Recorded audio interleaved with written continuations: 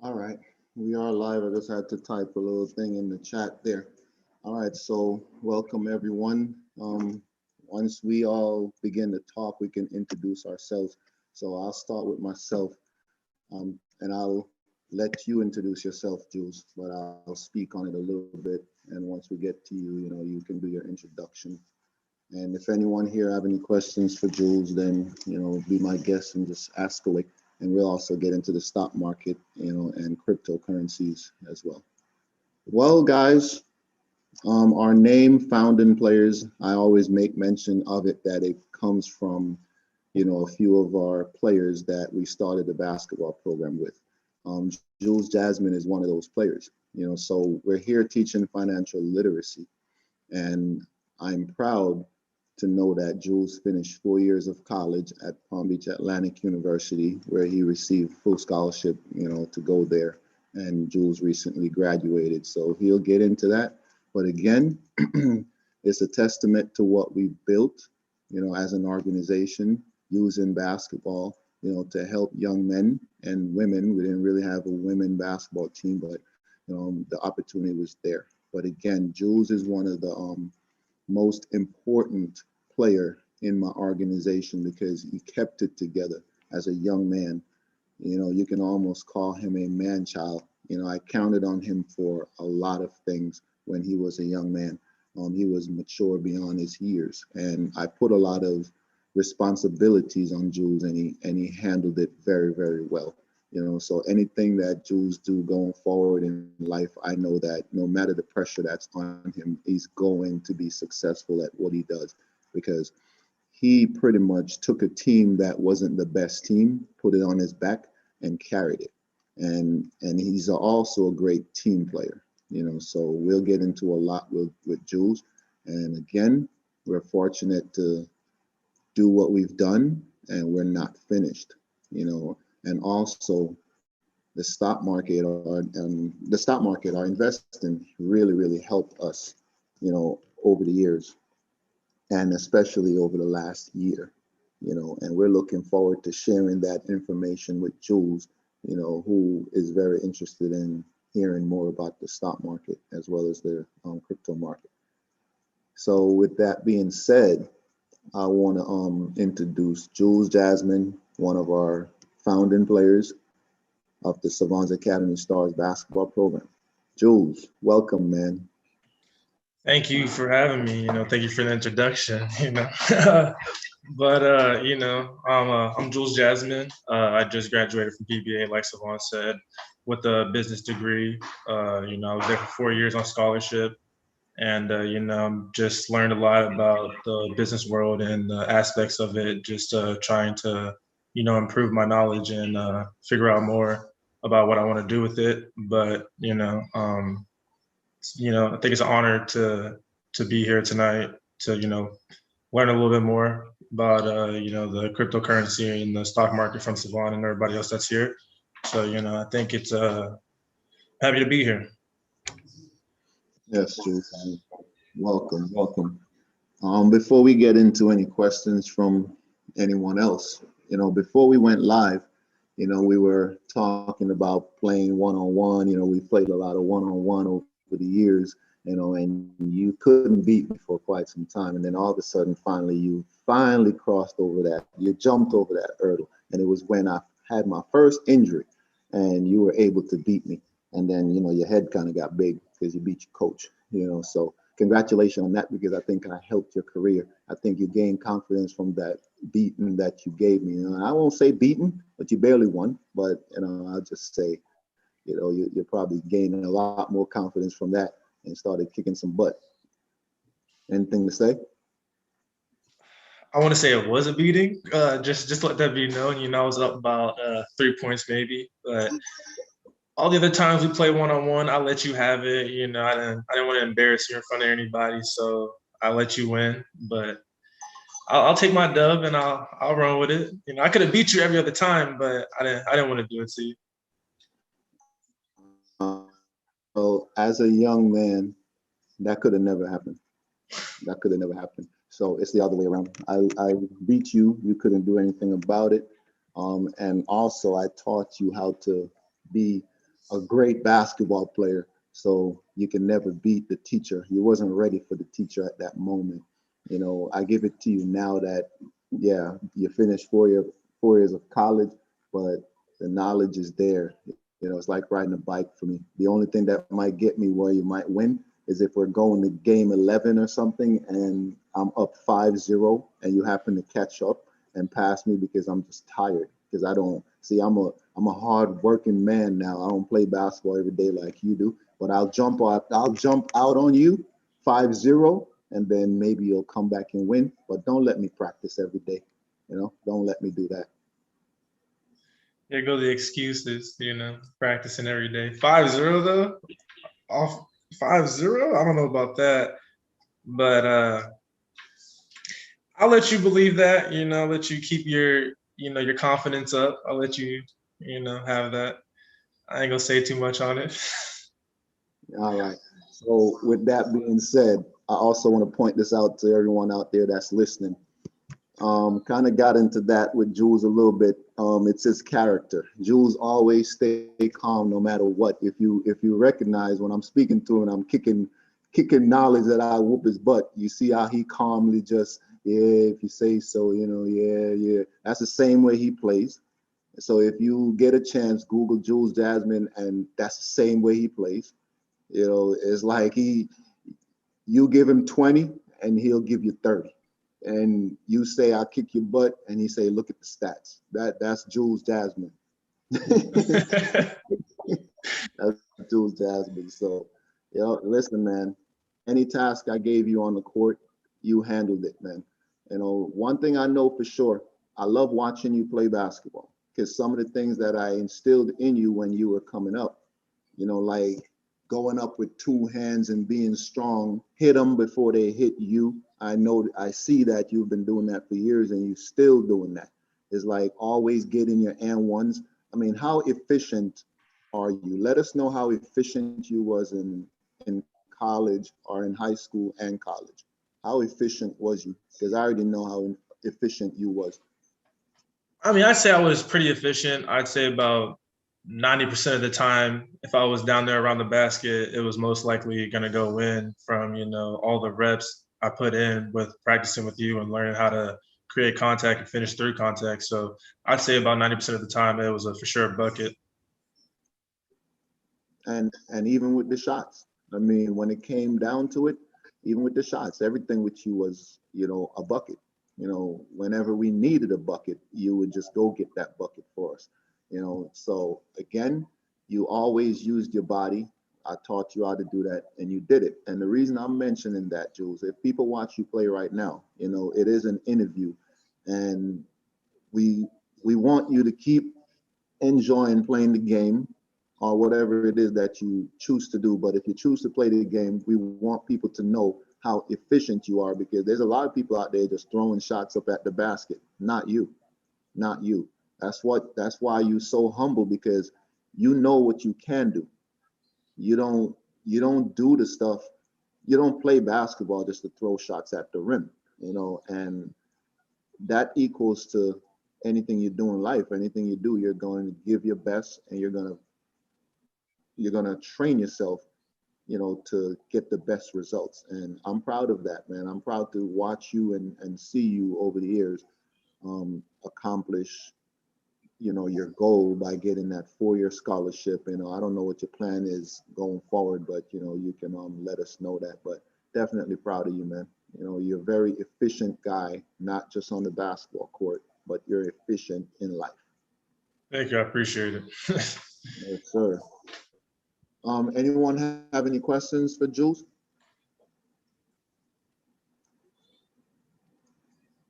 Step up, guys. Don't be quiet. Don't let me ask all the questions.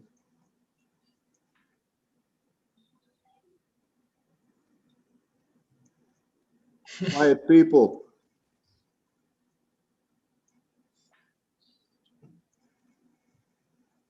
Are they not hearing me? Hello? Hello, can you hear me? I hear you, Peter. Hey, what's up, Joe? Congratulations on your city career. You both your hands, you left-handed or you right-handed? I'm right-handed.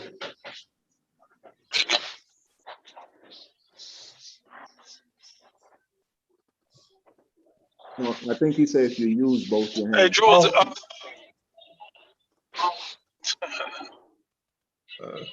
Go ahead, Jules. Hey, Jules. This is Alan. Jules, this is Alan. You said you graduated. What's your major? I probably missed that. My major was business management.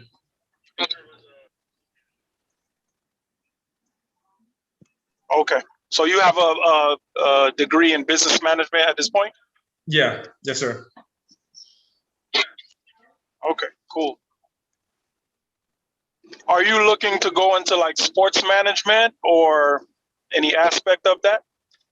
I've thought about it. That was kind of my first thing I wanted to go to school for was sports management, but the school I went to, PBA, they didn't offer it, so I took up business management. But I would definitely go into sports management. All right, cool. Alan. Yes. Alan. Yeah, you want to tell Jules kind of like just information on you, let him know what you do. If you don't mind. Well, I actually have a degree in a field I'm not. Well, you can say I'm kind of working in it. I actually have a bachelor's degree in criminal justice. I was originally, and Savon don't know this. I was originally planning on entering law enforcement, but that all changed for me. I actually went into the financial crimes division for a major bank. So that's what I do at this point. I've been in banking for 16 years, kind of looking for an exit. I'm also a licensed realtor, so I sell houses. I basically grew up in the business. My father owns a business for the past 20, I would say like 24 years. So, I'm at a point in my life, basically, I'm in a transition. And I also got deep into investment. I've been investing for the past 15 years, but I got deeper into investment and learned more of the research once I met Savon. So he taught me how to research and dig a little bit deeper within the stocks. But that's basically everything I'm doing at this point. Okay. Thank you, Alan. Anybody else have any questions for Jules?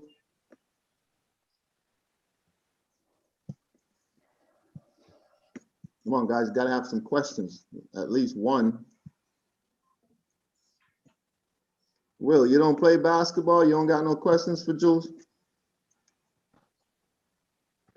What position you play? I'll answer that, all of them. No, go ahead.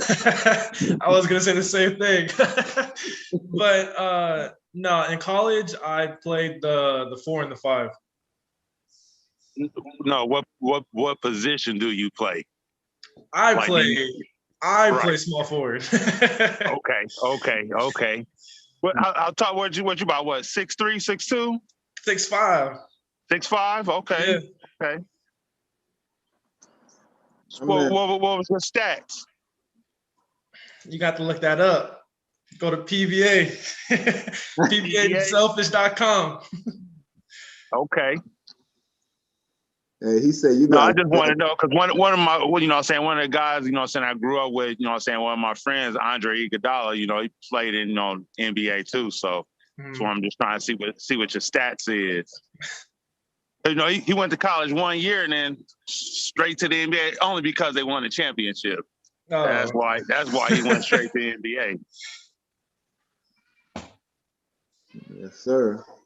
And who you said that was? Andre Iguodala. Iguodala.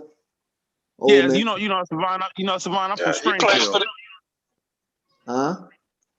Yeah, he's from Springfield, Illinois. That's where I'm from. I'm from Springfield. Yeah, he an old man. Why he still trying to play? Yeah, I'm an old man. Call him up and tell him, man, retire, man. He about done. Yeah, he's still out there trying to play basketball. Yeah, he about done. He better stop before he hurt himself. Yeah, tell him give Jules a call, man. Take his spot. We want to see the young man. We don't want to see Iguodala no more. He got a shot blocked by LeBron. Right. And I told him that too. I said, man, you're gonna go down in history, man, with just that one play. If don't nobody remember nothing else, they're gonna remember that block, man, that made them win a championship. Yeah, man, he helped out the city of Cleveland right there. Right. Yes, sir. But that's good memory right there. That's good memory. That's a good one to be part of. Hey, that block he had on me, I'm in the history books. Right. Oh man, it's crazy. But okay. Anna, you ain't got no questions? Anna. Oh, sorry. Actually, I do have one question for you. Don't ask no question yet. Jules, you see how they do me? I gotta call them to ask questions. Hey, Jules. Listen, don't even say that, because when you're dealing with a 7-year-old child who never sits still, I think I get a free pass. Here we go. Here we go. Hey, Jules. Hey, it's like having our basketball team all over again. I gotta come up with the playbook. I gotta scratch the playbook. I gotta be like, yo, go to Jules. Yeah, Jules. Yo, you see this, man? You see this, right, Jules? Yeah, I see it. I see it. Yeah. That remind you of anything back in the days? Coaching, same thing, right? Yeah. Yeah, man. All right, man. So, Jules, we don't want it to make it a long one, but before we get into the stock market, it's, again, I said it before, but man, listen, you guys taught me a lot, and it's been a pleasure coaching you over the years. It's 6 founding players, and you weren't the first player that came to the team. That was my son and Jacoby.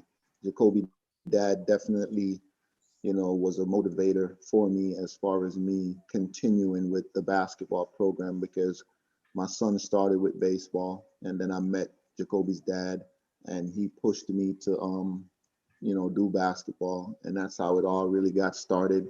And then Javaris' dad, was telling me about you, which I saw you in the rec center before, but I didn't know you and your parents. But I saw that you had a strong foundation with your parents always there at the games. But I was always a laid back coach, unless somebody bothered me. I was usually laid back, and I saw you playing, but I'm not very big on recruiting. That for all the years of playing with me. Usually kids got to come to me. I don't go to them. That's just something about me. I don't care if you were Michael Jordan. You're not seeing me coming to you. That's just how I am. One of the reasons why I did that is because if I don't know and understand a kid, I don't want to bring somebody in my circle that I don't know who they are. Now, if they come to me and they want to be in my circle and want an opportunity in that circle, or if someone comes to me and say, hey, check out this kid or check out this person, I'm willing to always listen, but I don't go seeking out anything, and you were one of the biggest kids, in the center, and you were a hustler, but I remember you couldn't make no layup, throwing that thing off the backboard to the other side of the rim. Yeah, you laughing, I was like, man, that kid working. I was like, boy, that boy too strong. That's basically what it was. He was strong son of a gun. That boy put the ball up on the other end of the basket, and it goes to the other end. But this is all in fun though. But when Javaris' dad was telling me about you, I was like, yeah, I remember that kid. That's the one that shoots the layup and ends up at the other basket. I said, yeah, I like that kid. He's a hustler. We just got to get him to make his layups.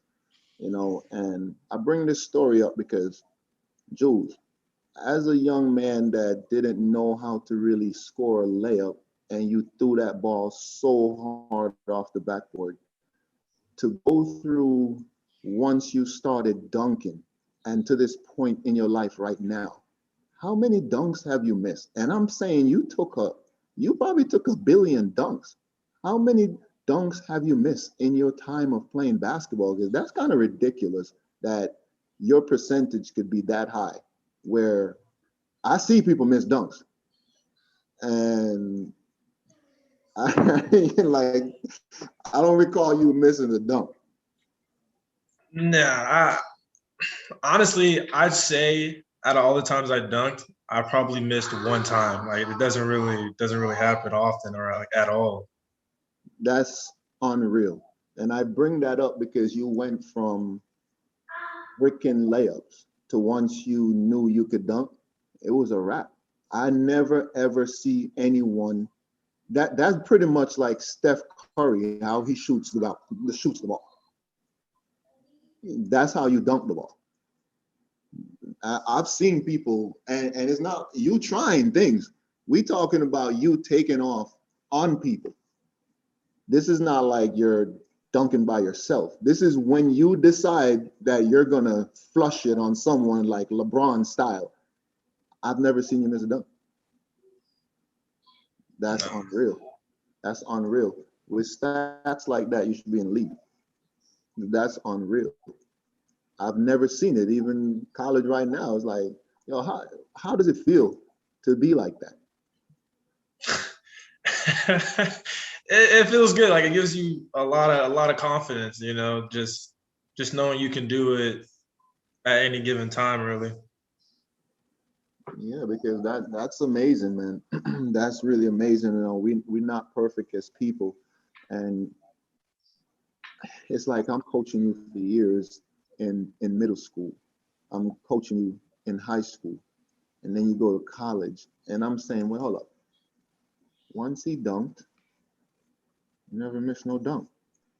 And I'm sitting there coaching the game, and I'm like, if it's a breakaway, I know lots of coaches will be like, just put it in. I don't even ask you to do. I already know what's going to happen. I don't even, you know how some people might, hey, he might miss the dunk. We're going to lose the game. So I just want you to lay it up. Yeah. I don't worry about none of that. It's like whatever he do, he do. You know, and that was a good thing, man. That means people can count on you, man. And you play the game this way, you know. And I wanted to bring that up because that's great. That means whoever gets you on their team, whatever business that you decide to do, people are going to be able to count on you. And that's something that's great. You know, you can be counted on. Because man, I don't know. Listen, I shoot the ball and I'm good at shooting. I see Steph Curry shoot the ball. Don't be laughing. I see Steph Curry shoot the ball, and I'm like, man, this dude right here, man, is like he just 100% dunker. That's kind of crazy. I never seen anything like that. And I'm an efficient person. I taught you that. You know, I taught you literally if you take 10 shots, you have to make 10 shots. I'm a hard guy. It's like when I talk to you in front of the team, I'm literally saying, Jules, how many shots you want a game? 20 shots. And I'm like, okay, how much points is that? You're like 40. And I'm like, exactly. You weren't taking 20 shots to score 10 points. You know, and then you'll respond, be like, well, 20 shots, 40 points. But if I hit some threes, that's 50, coach. Sounds like you. Yeah, it does. Yeah. And then you throw this in there. You go like this. And then don't forget the air ones, coach. Think that's about 60. Yeah. And then I'll say, well, then Jules, if you could score 60, how many points these travel teams are scoring? 50 something points a game. So I said, okay, so single-handedly, you could beat them. If you're efficient like that and you got other guys with you and you're scoring 60 points and they together is scoring 50, that means we should be able to beat them if you play and the other team and your other teammates are playing. We should be beating teams 120 to 50. Remember those talks? I know you heard that from me over and over and over. Yeah, for sure. Yeah. Yep. So I say those things because it's the same way that I am even when I'm investing or investing in life, period. You know, because even though we're investing our money, I'm invested in life.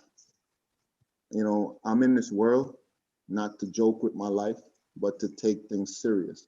And anything I touch, I want to make sure it's done right. You know, and I try to be an overachiever because there's no need to shortcut things. You know, and I believe that I trained you that way. I tried my best to train everyone that way, you know, and I know for sure that you were by far the one that I counted on the most because, again, you were a man child. And thank you for that. Thank you for being who you were and are because when I'm looking right now at founding players, you really open up the door for the opportunity that I have to use founding players to teach financial literacy. And I want you to be very, very proud of yourself because as a young man, not only did I teach you how to play basketball, you taught me how to give back, even though that was the mission, you know, with a nonprofit is to give back. You literally taught me how to give back by listening to a young man and by watching a young man carry your team for you. You know, you had that responsibility to carry that basketball team through every ups and downs, sit through all of the talks over and over and over. Your parents, you have your father and your mother, and I swear your father literally thinks you have two fathers. I have to say that. I have to say that. You know, it's crazy, but listen, man, your parents took me in. They trust and believe in me. They still do, and that's just amazing to see. It's almost like you. It's not even almost. You are my son. It's crazy. It's crazy. You know, I have one blood son, but you guys are all my son. You know, and that's amazing, man. It's amazing for me to feel that way about a group of guys to where I come behind and I created founding players, and now we have a group of people on here that we're working together to build wealth and to, you know, have generation wealth, you know, through what we're building. And I know I'm rambling, but I'm proud of that. I'm very proud of that, man. And everything takes time. Nothing happens overnight, you know. So I'm gonna turn the floor over to, you know, these guys and let them share with you how they've been investing, and hopefully we can convince you to jump in. Your father wants you to be part of it, and hopefully we can share some information here with you tonight that'll help you, you know, in investing. Um, guys, whoever wants to start and just like, you know, any questions you have for Jules or anything you want to share, you know, or anything that we're gonna get in, you know, let's get it. Like Hector says, let's go, let's get it. Words of Hector, let's go, let's get it.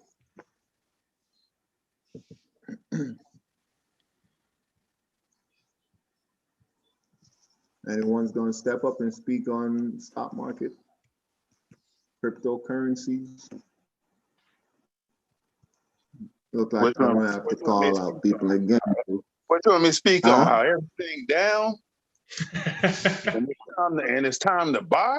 Is that what you want me to speak on? Yes. Yes, speak on that. I bought a little bit more Doge. Bought a little bit more Cardano. What else I bought? Mercedes. I think that's it. I'm man. Soon as we see that upward turn, no, I ain't gonna cash out like that. I'm gonna keep it going because my plans really, you know what I'm saying. Me and my wife, we have 7 kids altogether. So my plan for my money is for my kids. So the longer I can stick in there, you know what I'm saying, or even transfer it over to them, let them take on some, you know, just split it up. That's what I'm on. Mm-hmm. Okay. Sounds like a plan, man. So listen, we got to worry about our young people coming up, so that's definitely a good plan of yours, is to, build up your portfolio and be able to not just think about yourself, but think about those kids, because they're the ones that's going to change the world. If you look at the market right now, from the stock market to the crypto market, you can see there's a change happening, and we don't want to miss that. It's all a risk. But when they created the internet, that was a risk. Anything that they create, it's always a risk. Life is a risk. So we can't ignore what's going on around us. Coronavirus, it's a risk. You go out there, you gotta wear your mask, you're risking your life. You don't know when you're gonna catch this thing. Nobody knows anything. We're getting vaccinated, it's just all, it's still risky.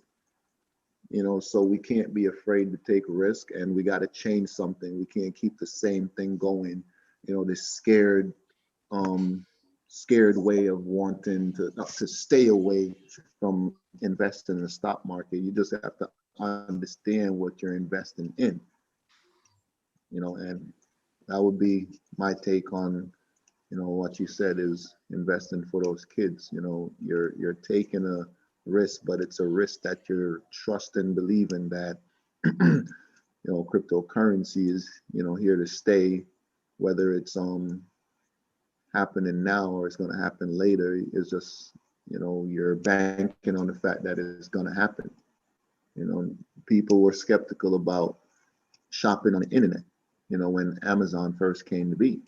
Nobody wanted to shop online. Everyone was scared. I'm not putting my credit card online. I'm not doing anything online. Now everybody do everything online. Oh. So if we look back and we see those things happening where people was afraid and always saying, I'm not doing this, I'm not doing that, I'm afraid to use my credit card. Look at it now. They're all using their credit cards, man. So I look at changes that's happening the same way, man. So we got to invest, we got to take the risk. There was a time when there was gas stoves in everybody's home. Now most homes got electric stoves, man. Gas cars, man. I'm out there driving and I'm seeing same electric car driving by me. I'm like, whoa, that car ain't got no gas tank. I'm pulling up at people's homes and I'm seeing charge stations, man. So, got to invest in the changes. You can't be afraid. But I'll let someone else chime in. Yes, sir, guys. Sorry, guys, I'm a little hype right now because my Knicks in the playoff. I've been watching some game right now, so I'm a big Knicks fan. So we're up 3 points timeout. So we don't know. First win in a long time. I don't know if you guys hear me. We're hearing you, but what are you saying? You're watching the game? Yeah. I'm a big time Knicks fan. He's been a while since my Knicks in the playoffs. So I kind of. Oh, the Knicks is playing right now? Oh yeah. We're playing the Hawks right now in the playoffs. Oh no. First time in a long time. No, listen, what First you time in need a to long do, time. Pierre, what you really need I to do is pretend. No, what you need to do is pretend like they're not in the playoffs, turn it off, and just tune into us. Yeah. I know. I mean. Listen, pretend. You know how long I've been waiting for this moment. Yo, pretend they're not in the playoffs, man. It's been a long time waiting. Yeah. I mean, the whole Hey, week. I'm surprised you're on. I'm surprised you on then, because you should be jumping for joy. No, listen, I'm jumping. It's just yeah, because this group, Wow. this group is very important to me because it's been a journey since I started this group with you guys. It's was good. I've been investing since then, and then And then I won't miss if I'm not her or anything. I won't miss the moment. Even though my Knicks in the playoff, I'm still trying in the group. So that's how much you guys meant to me in this group. I mean, this week is really low, so I've been buying Herb was saying. I bought some more Doge. I buy some more Cardona too. So I guess right now you just buy one get one free. That's how cheap it is. So Hey, in this case, it's not even buy one get one free. It's buy and get 100 free. yeah, honestly, yeah. Oh yeah, and this is Buy good. one, 100 free. Yeah, and also thanks to Anna, I've been I add crypto.com to my crypto that I've been eventually using crypto.com a lot since Anna mentioned in the group a couple of weeks ago. So I downloaded it and I've been using it ever since. And then it's a good platform. I really like it. So they give us me like a whole month with no fees. So I've been taking advantage of the not getting any fees right now. So keep buying. So that's what I've been doing the whole week.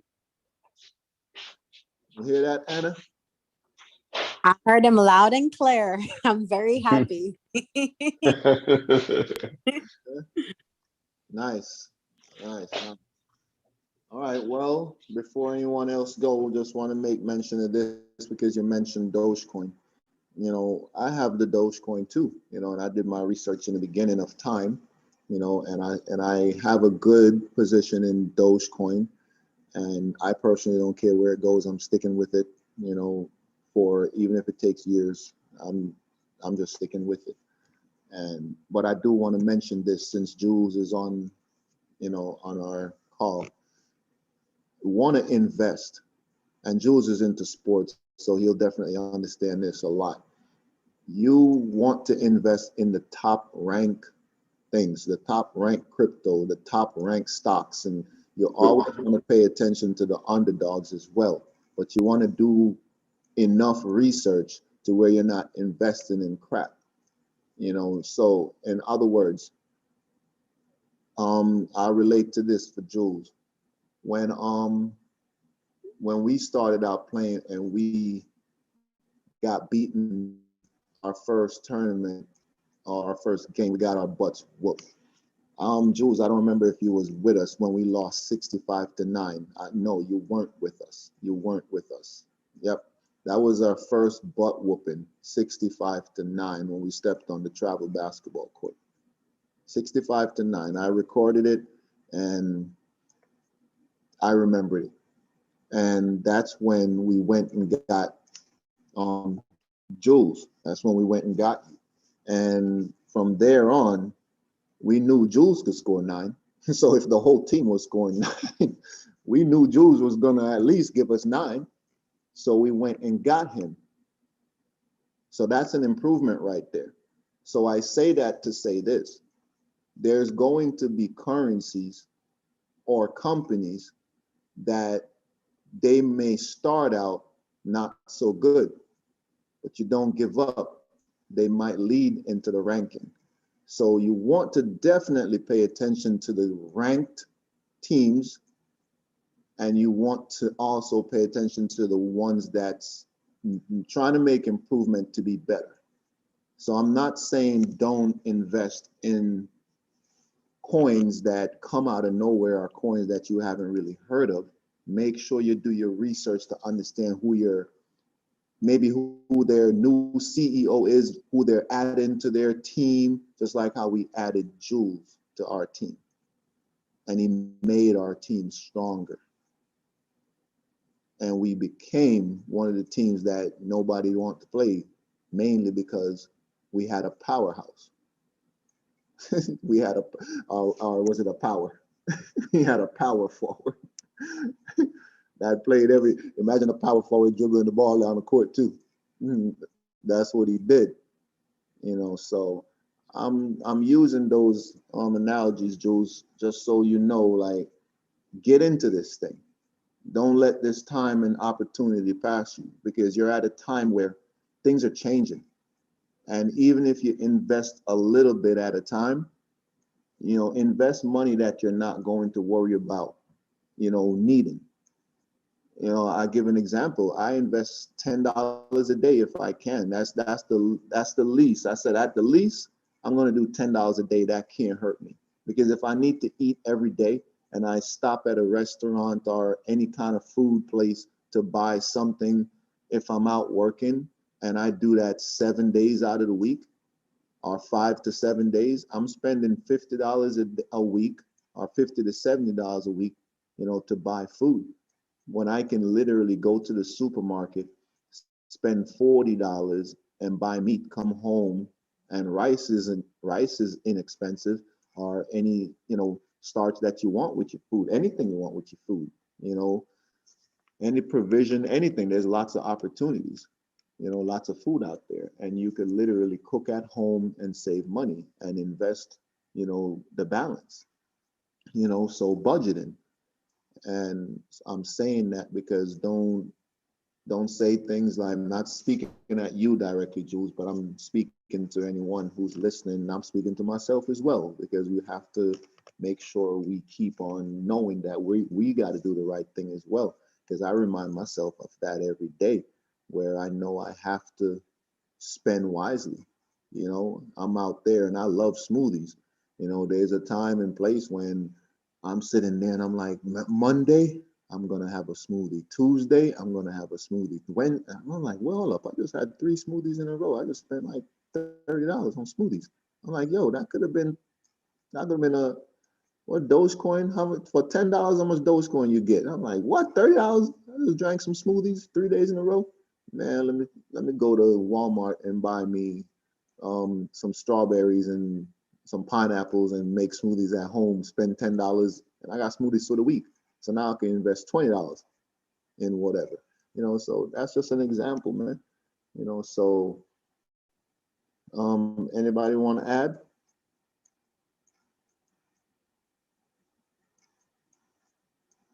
Anybody want to add? Alan, are you here? We want to hear you. You got anything? Yeah, I'm here. Can you hear me? Yes. Sorry, I was driving. I just pulled into my driveway. No, what you say is true, because we do spend a lot of money. It's not until when you print out your bank transaction history, or you actually look it out, or not look it out, look it up, and actually see how much money you're actually spending when you're on the road. What you say is very important. You could use that money and invest. I never forget what Savon mentioned to me. You said you use your investment account like a savings account, and I look at my investment accounts the same way, like a savings account. Sometimes I look at my savings and I say, oh, I don't want it to be too low, but I'm like, I have to remind myself I have X amount in my retirement, in my trading account, and that is basically my savings that's growing. Because the banks are not really paying you anything. When I first started in banking, the average interest rate was 5%. Someone could put 20,000, 30,000, 40,000, 50,000 in a CD. I remember when customers could not live off the money, but they could make good money. The banks would literally give you $5,000 of interest, $10 of interest, not $10, $10,000 of interest by the end of that CD. A CD stands for certificate of deposit. Basically, you're locking your money with the bank and telling them, I'm going to leave it for 6 months, 8 months. And the bank is saying, okay, this is how much interest we're going to pay you. Banks are not doing that anymore. You're lucky if you get 30 cents a month, So that's why I invest. I love waking up and seeing my stocks go up.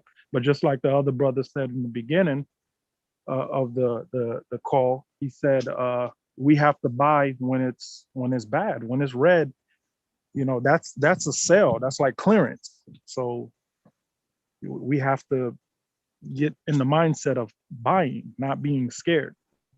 Warren Buffett said it best: when people are greedy, you got to be fearful. When people are fearful, that's when you got to be greedy. So you got to kind of buy up. Yeah. Definitely, man. And Another thing that I've been telling people that when I'm speaking to them about investing, they worry about their money going up and down, mainly going down. And I use this example to people. I said, hey, look at it like this. When you go to the bank and let's just say you deposit $1,000 and you go back and you take out $200, you know that it's going to say $800 on your receipt. That's what you know you have. Then you go home and you get on your computer and you are on your phone and you check through your app, your balance, and it says $800. You're looking at, number, let's just say they wrote that in. That's what you have in your account. That's what you expect. But the bank, they're doing something with your money. You're just not seeing it. So it's going up, it's going down, and let's just say they turn $800 balance that you have into $10,000. You wouldn't know. Let's just say your $800 went down to $100. You wouldn't know because all you have is the security by watching that number that you know you're supposed to have in the bank. So you feel more secure. That's your security blanket to see what you have. You're not in the frame of mind where where the big investors are taking major risk with your money. And as a matter of fact, that's small money. Imagine what the banks are doing with people who is depositing $1 million, $2 million, $3 million. Imagine how many shares they're buying. Imagine how much they invest. That's why if you go to the bank and they tell you get a better return on your money because you have to put more money. How many of us have $30,000 to go put in a bank account to make more interest on it? Not many. Most of us work hard throughout the week, throughout the month, struggle, so it's going to be hard to come up with $30,000 to go put in that bank account to make the best amount on it. So the more money you have in the bank, the more they tell you, they'll give you. But at the end of the day, you're just not seeing what your money is doing, so, that's what I've been telling most people. We have to think about those things. We can't get caught up in the fact that we see these numbers that we put in the bank, and just because of security of seeing it, that we're not willing to take risk of watching our money dip. I say it like this. If when you're watching your money go up and you're watching your money go down, if you can count forward, you better be able to count backwards too. Because don't get excited when your $1,000 go from $1,000 to $30,000 or $100,000. That's real excitement, right? If you put in $1,000 and it goes to $100,000, my gosh, I think you'll run from Florida to New York. A lot of people would. You'd be skinny when you reach New York, but you probably run there. Well, guess what? When the money starts dipping, be ready to run back to Florida.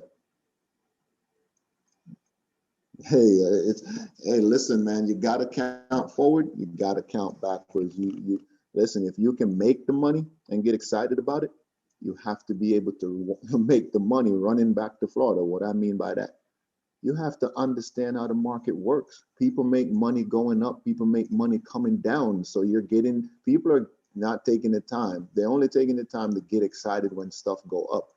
But you're not understanding that the big money people are making money while you're sad. So why don't you make money when you're happy and make money when you're sad? If you can run to New York because you won, guess what? When you're losing, run back to Florida too.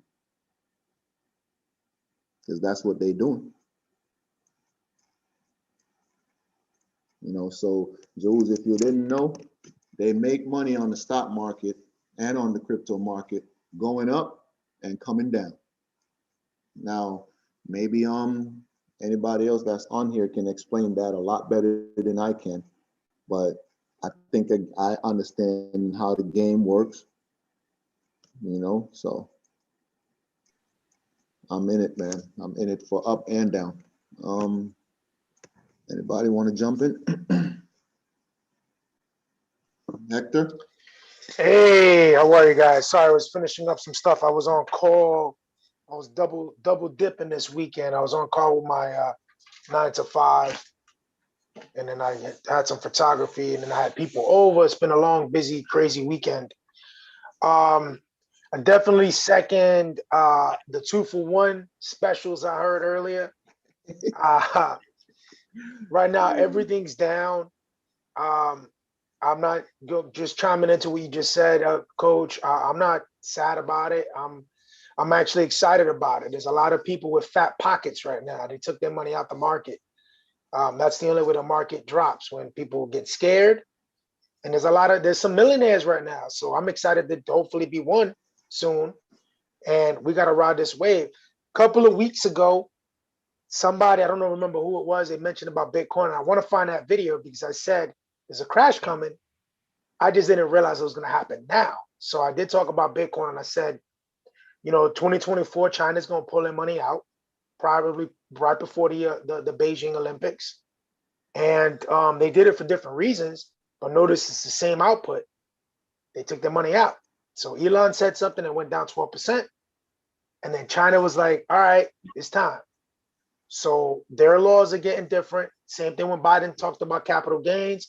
They nudged the market. Now China has a lot of Bitcoin, a lot.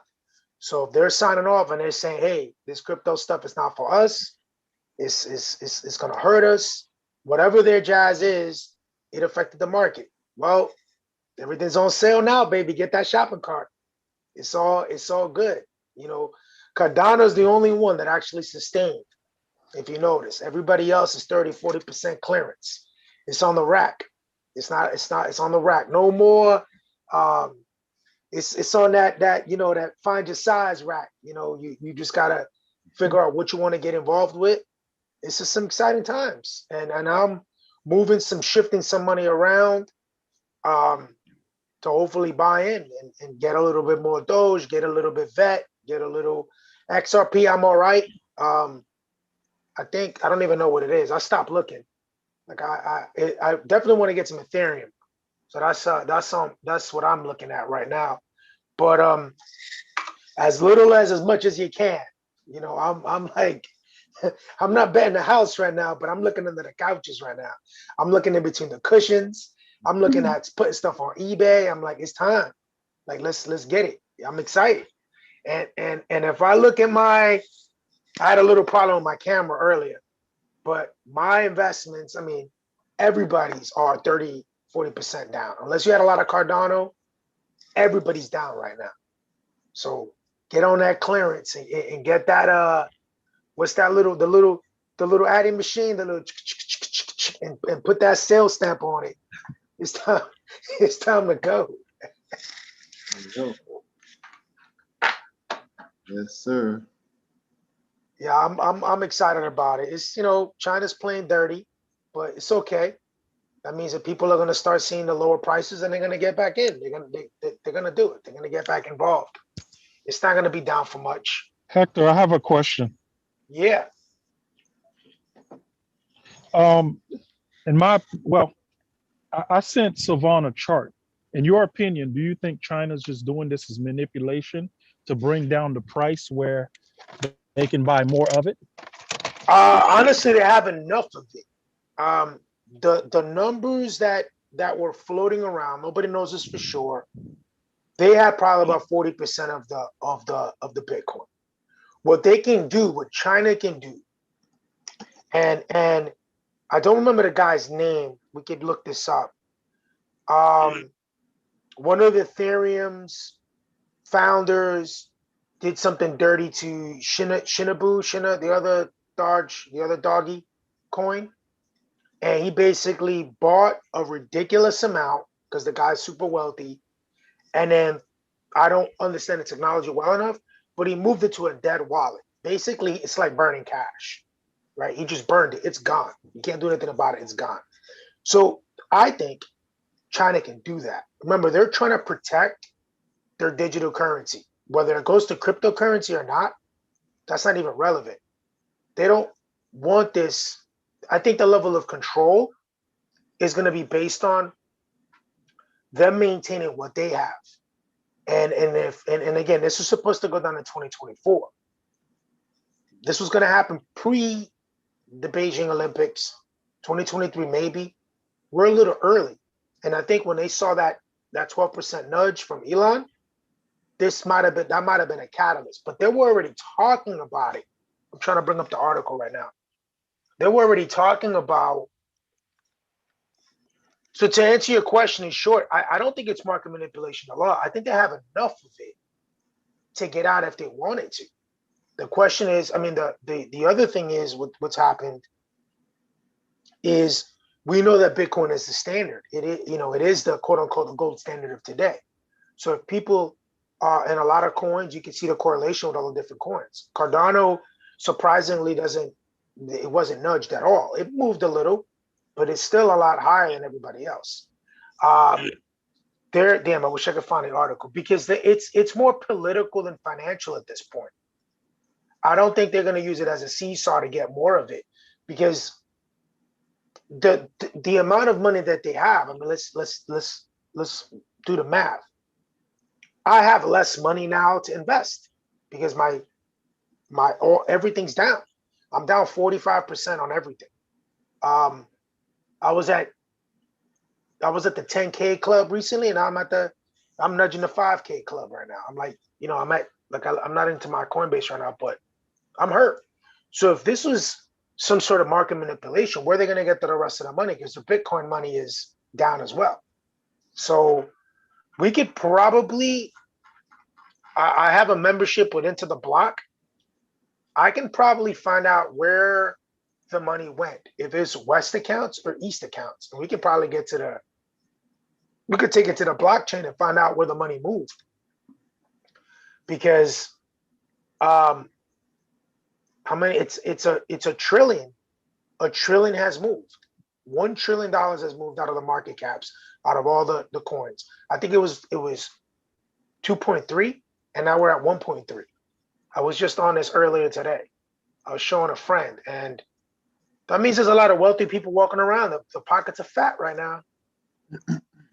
Well, if you don't mind me jumping in and adding my little 2 cents, I'll jump in and add my 2 cents. It certainly moved into the scared people. The scared people took their money and run once they saw it dipping. So when Bitcoin was at 60,000 and kept going down a little bit, they kept watching and, okay, is it going down? Let me get out. When scared people are losing money, they're gonna get out. So I don't know for sure, but I watch the world turn, and it seems to always be turning the same way. I don't see it going anywhere absolutely, else. but to go back to China, they own so much of it, and if their politics says this will be illegal soon, it's the same impact as when Biden was like, capital gains is coming. We're coming for you. Like rich guys, the 0.01% of you, we're coming for you. Like this was, this is going to happen. The U.S. taxes, I was talking to somebody about Canada. I think they call it RSP or RSS, RS something. I forgot what they call their taxes. But they tax on 50% of your capital gains. We tax on 100% of capital gains. 10% up to, when it comes to cryptocurrency, 10% up to 400,000, and then it goes to like 15%, and then 20% the next bracket. Right? We're not that harsh, but when you're a billionaire and you see millions and millions and millions going, 10% is a really big number. If I make 400,000, you take 10%. That's kind of a brand new car you just took from me. I'm gonna be a little upset about that. So the scared people is countries. I think it's primarily somebody takes a big chunk out of Bitcoin. We're talking about something that was just at $1 trillion 3.5 weeks ago. It was at $1 trillion, Bitcoin, bubbling over that $900, $800 mark, 800 billion. And all of a sudden, it's no more. So there's definitely a little scared money, but there's a lot of China money. So that scared money is China as a country. And they got a lot of wealthy people. I mean, they own lots of US, lots of Jamaica. There's a lot, they own the Jamaican debt. It's China. China was like, all right, I'll buy it, UK. Good looking out. And yeah, I want to find it in a block to find out if there is a numbers chart and saying where did the money go, because you can see some of the whales and you can determine whether it's east or west. And I think that, you know, like oil, China's the cryptocurrency. You know, it's not like Arabs have oil. China's got crypto. Like they went hard on crypto. Russia could have been second, but Russia didn't want people to be wealthy. So they kind of outlawed it early in the beginning. Like Russia had the infrastructure. They had the technology. They have great mathematicians, obviously great hackers. They run just like China. It's a communism. It's the same deal. And it didn't happen. So now China holding the bag on 40% of the market, we're seeing it. And I was like, it's gonna happen around Beijing. Nope, it happened 2 days ago. All right. Well, again, you know, we also have to look at just how the world turns. I'm gonna keep saying that because Jules is on right now, and Jules know me as a coach. I don't care nothing about what the other team you didn't put on paper for me. I don't care nothing about that. I watch that guy play, and I'm telling you, Jules, go sick him. Go sick him. He thinks he can score 20 points. That's what everybody know him to score 20 points. I need you to cut that thing down to 10. And Jules is on right now. I don't care how much you can show me what it is. I believe there's a weakness to that dude right there. And I'm saying that to say this. They know how people are. And I'm just saying that the way that I've seen things happen over the years to where you can make money going up, money coming down, I just would not be surprised if this thing go as low as it could go so they can make as much as they can make before it actually comes to where it's supposed to be. And that's where I'm getting at, because think about the internet boom. Think about that. Scare people to death to not do it. And when they least expect it, blaze like wildfire. What do you say to that? I'm 100% with you on that. But the game right now, I was showing my son this earlier. I said, watch the volume. Because my son's 15, we talk crypto often. Watch the volume. The volume is moving. So that means people are riding these coins up and down. And there's money to your point earlier, you said there's money on the way down, there's money on the way up. Absolutely. People are doing arbitrage right now. Old school selling high, buying low. Watch these numbers fluctuate all day. I use crypto market something. It's an app on the Android. And this thing is buzzing all day long because I have it at 3% marks or 4% marks on Ethereum and Bitcoin. And it's all day fluctuating. So if you see, I'm looking at Bitcoin right now. Bitcoin's at 79 billion. Let me count these commas. No, 79 billion. 79 billion. The volume. This is ridiculous. 79 billion. We're talking about the movement. Ethereum, 57. Tether, 168. Like we're moving here. So what that said is people are gonna ride it. They're gonna ride that 3%. Remember, if we got my number is 10 grand. If I think I can move 10 grand around, that's $300 a day on 3% only. That's an honest day of work. $300 a day. That's nice money. Right? That's nice money to watch a coin go up and down for 3%. Get rid of it. They're riding the crap out of these coins right now. The people that can, the people that watch charts, they're riding the crap. I have a friend that was doing options for a while, and he says he can't keep up because of market manipulations in the forums, in the Wall Street bets, and then in social media when you have all of these groups and you see moving, the FOMO kicks in and people start moving money. But going back to your point about riding it up and down, they're riding it up and down. I'm watching I'm on Coin Market Cap right now, and I'm just looking at all the numbers. Every coin is moving on a 24-hour basis, and you're gonna see, track any of these coins. You're gonna see this up and down cycle all day long. That's how some of these people are making their money. They took a chunk and they're like, all right, we're gonna play the market. So we can do the same. You take $500, you see it move, let's say 1,000, just easy math. You see it move $30, $40. That's your 3% right there. It's not a bad gig. That's $900 a month if you do it every day. And you just track it going up and down 3%. Don't get greedy. 3%, 2%, 3%. That's the magic number, is 3%. And then people are using bots. So Qcoin has bots built in. You can use other people's algorithms, and they're doing it. I'm not there yet, but people are doing it. These things are moving numbers. Like, I'm looking at these. So going back to your point earlier, definitely there's money on the way up and down. And right now the market is, they're going to ride it. They're going to play this game for a bit. We were playing the holding game for a while. And I'm still looking at the long game. That's just me. I'm totally looking at I'm still holding. I'm looking at the long game, but I want to take a little bit of money and spin that wheel. I'm gonna play that, not the roulette. I'm gonna play the slots. Put some money in. I'm gonna play the slots, and that's that 3% game.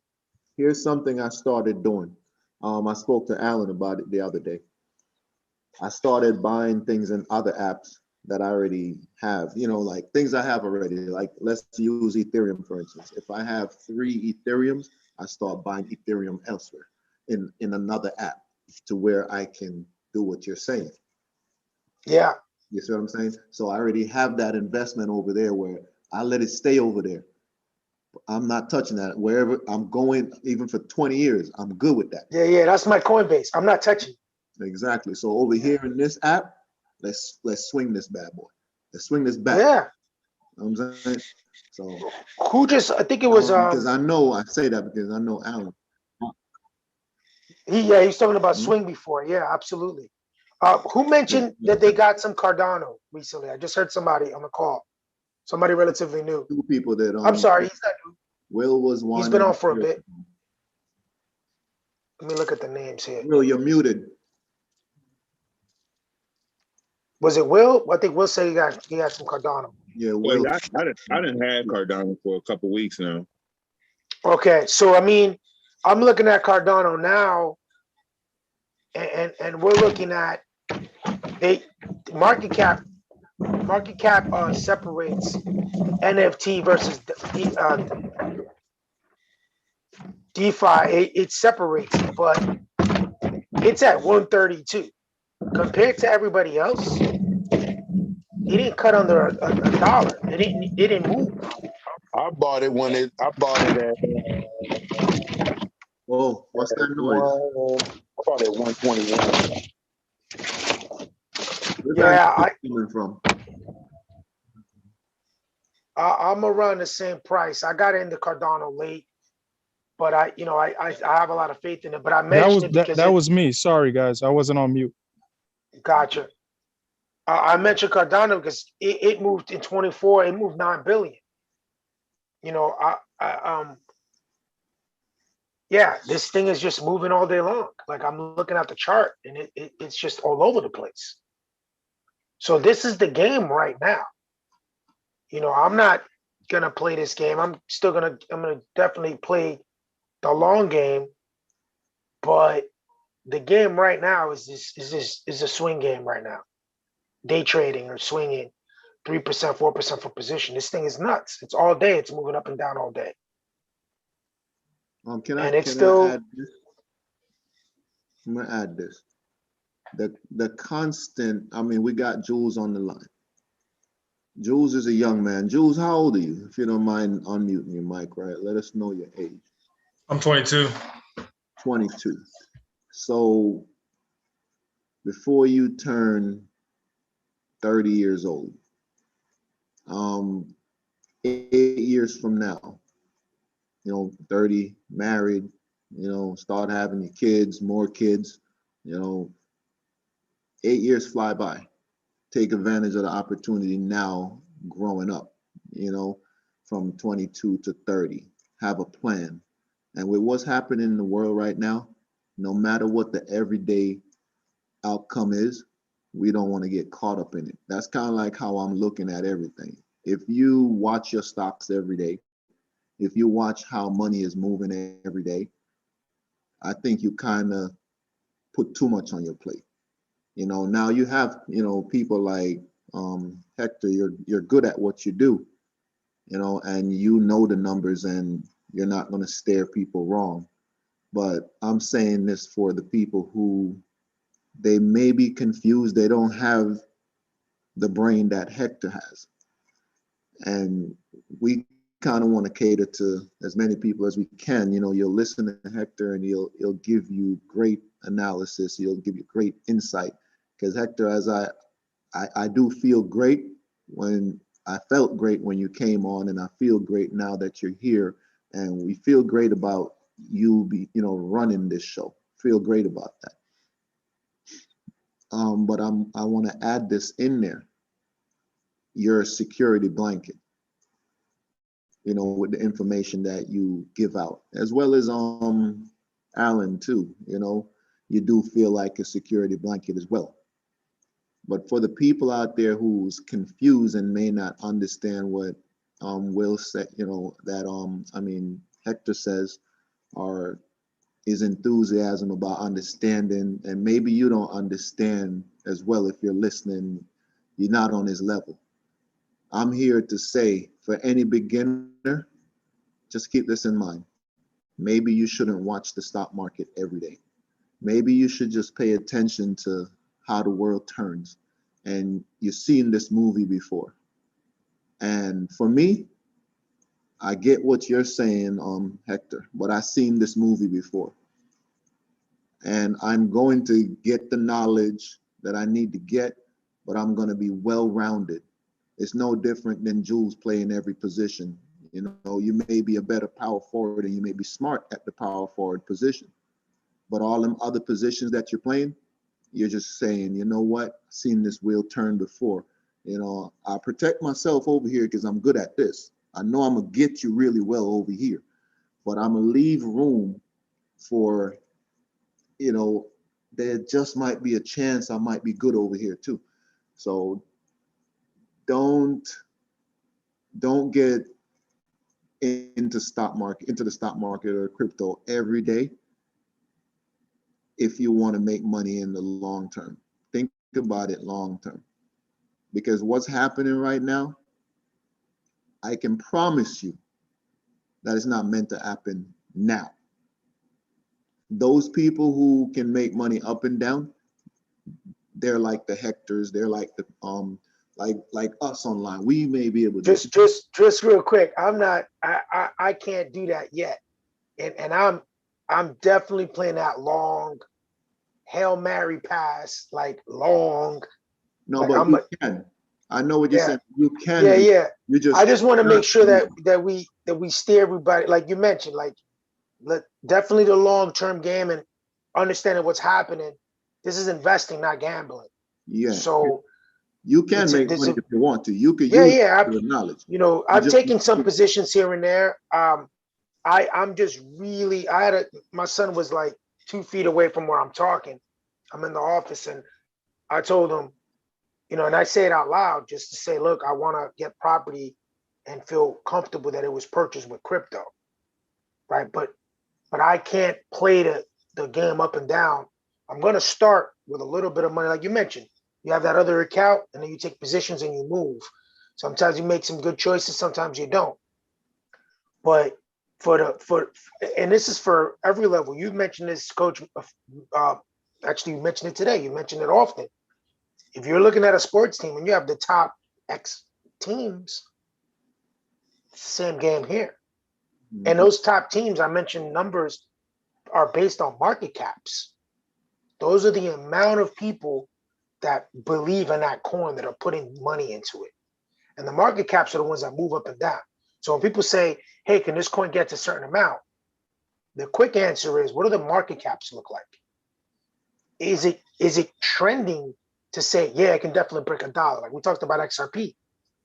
There was no way that it couldn't break $1 because of not just the technical analysis on it, it was the pace that it was moving at and the technology. It scared a lot of people.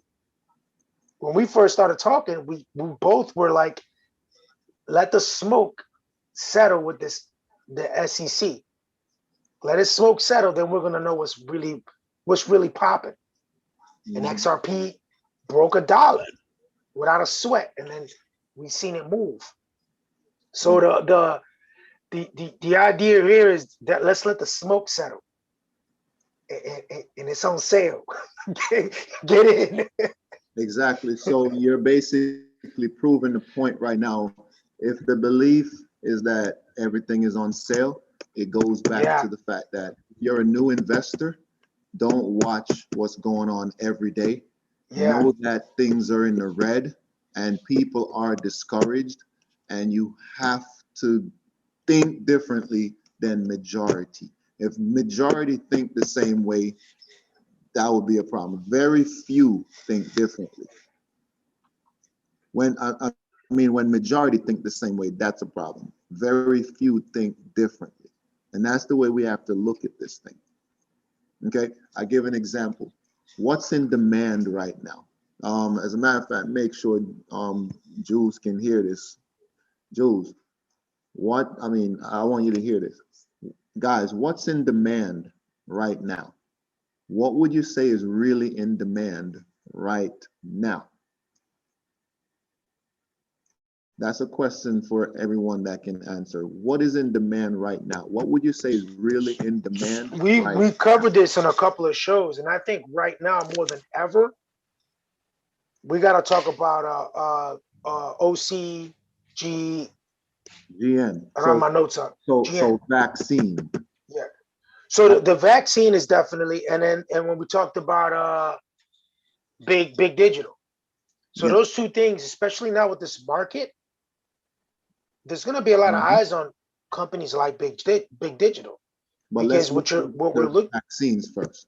Go ahead. Speak on the vaccines. Yeah. So based off of what's happening right now, we have been wearing masks for a while now. People get used to it.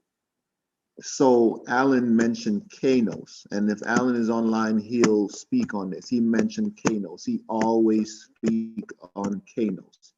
They're doing stuff with masks that nobody's thinking about.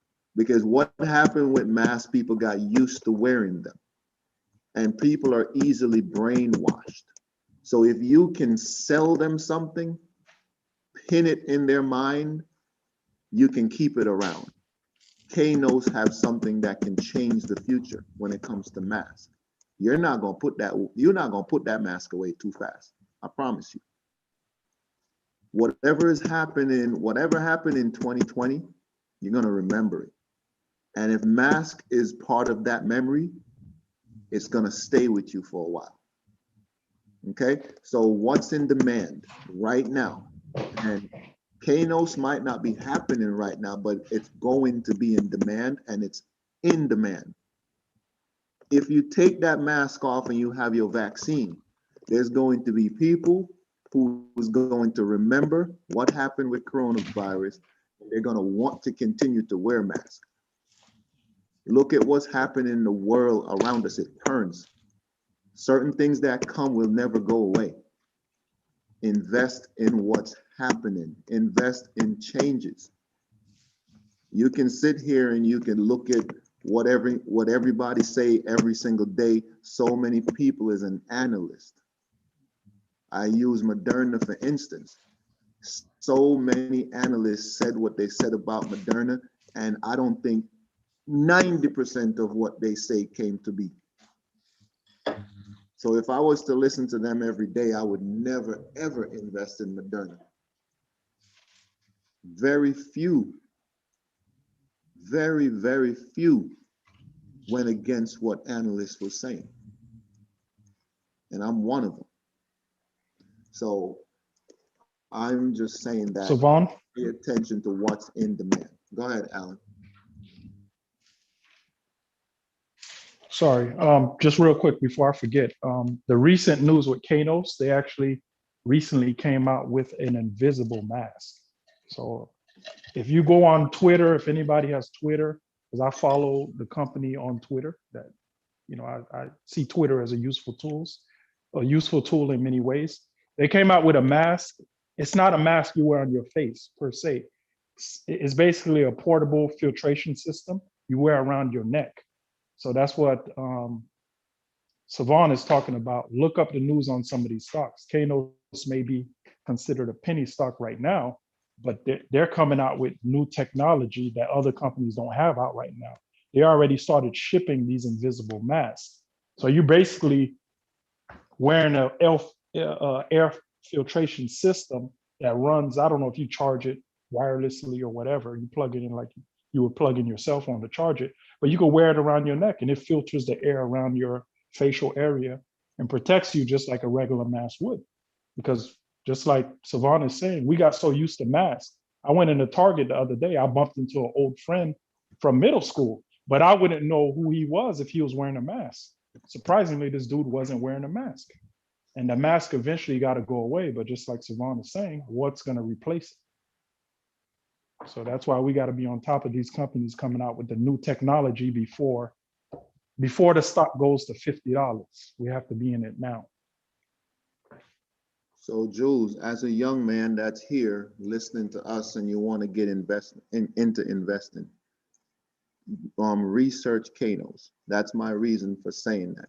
And as I said before, being an analyst and paying attention to what's going on and investing wisely, amazing feeling.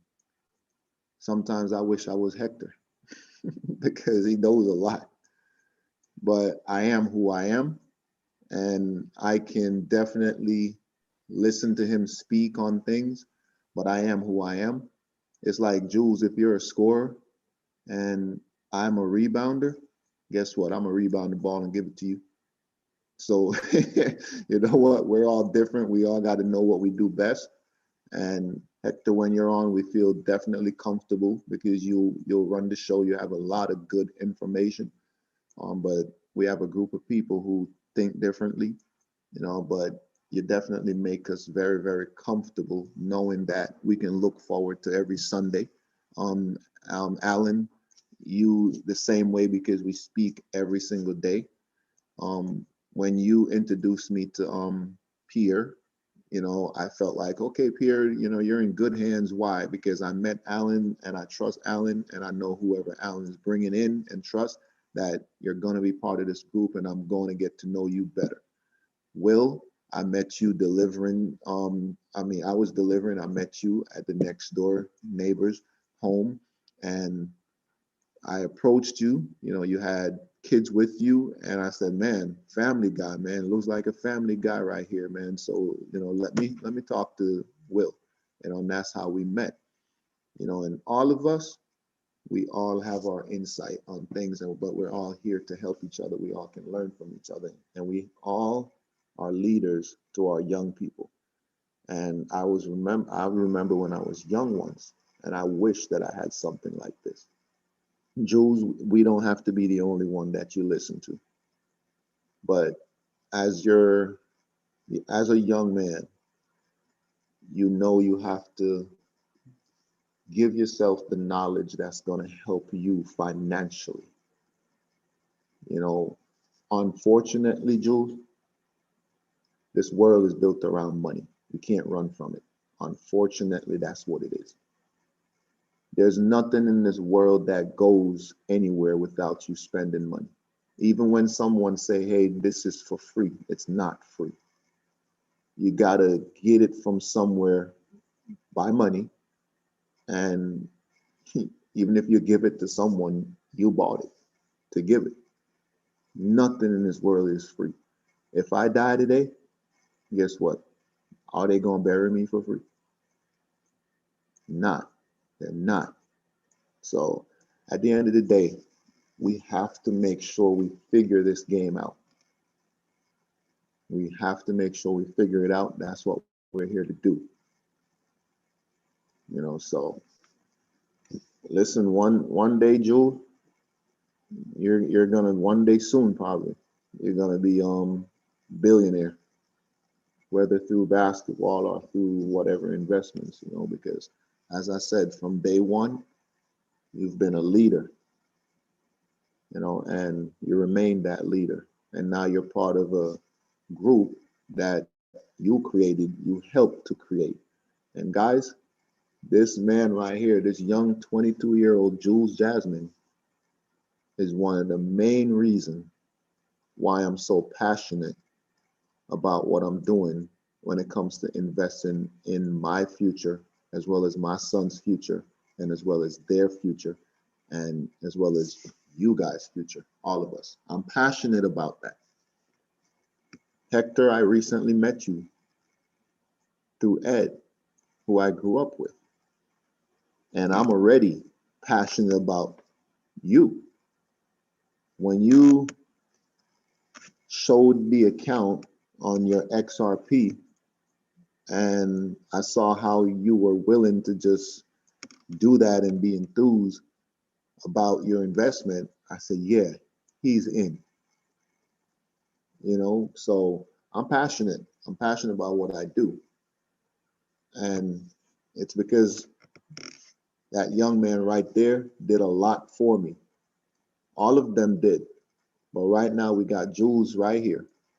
And if you guys didn't know, I've been waiting for him to do this interview, but when he was at school, we couldn't do it.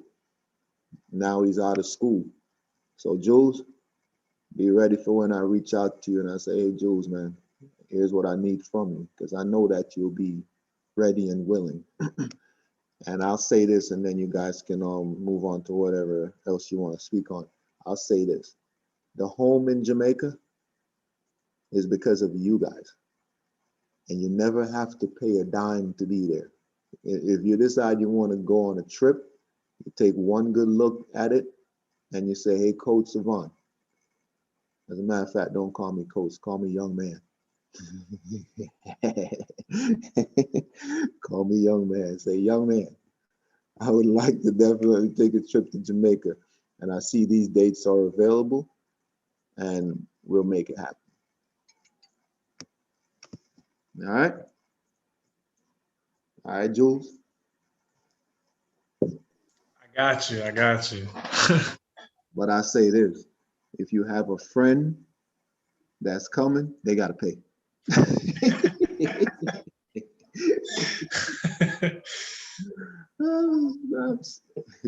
It's nothing personal, young man. It's business. It's business. Exactly. Yes, sir. Just to chime in on that, I'm also enthused. This group keeps me honest. I'm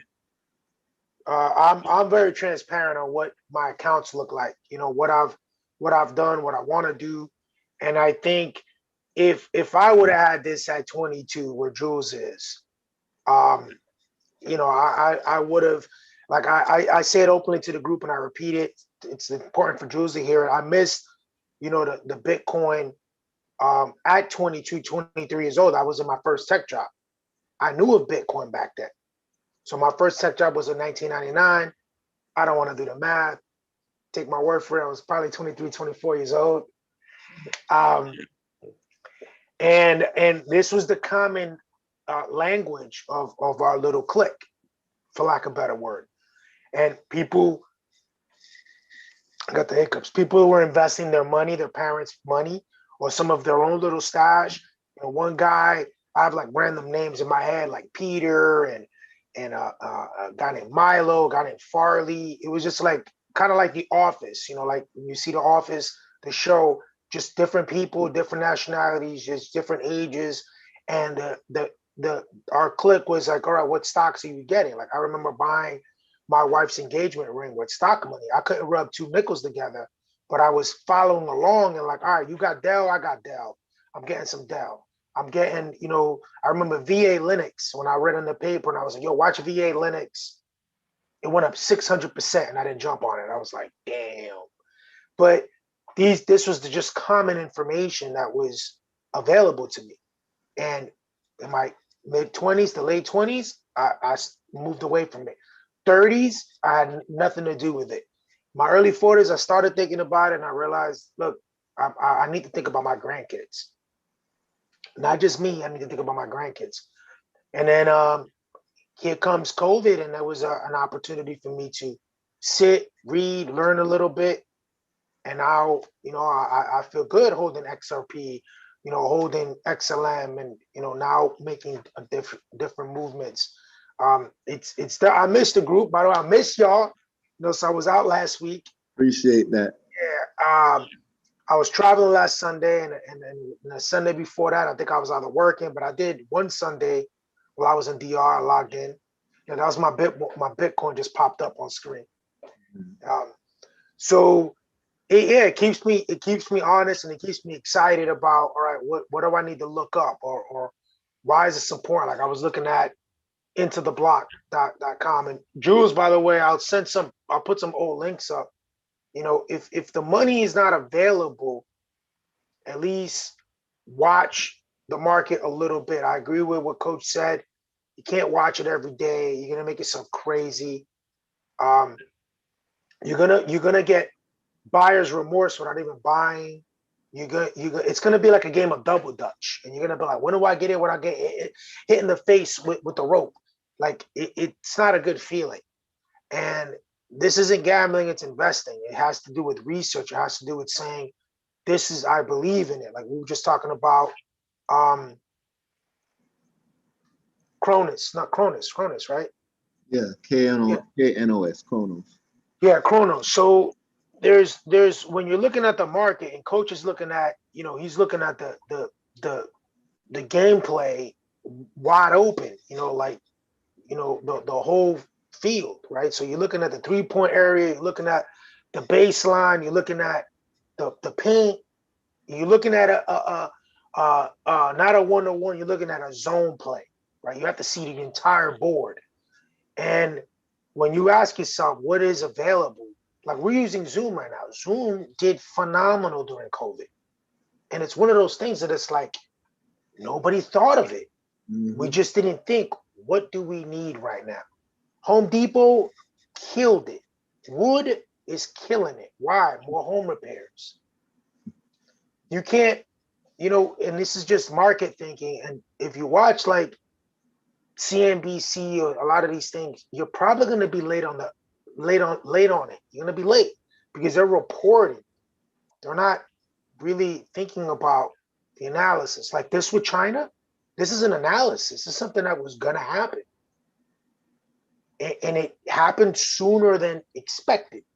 But this is gameplay stuff. Now, what do we do now? And the joke is like, it's on sale.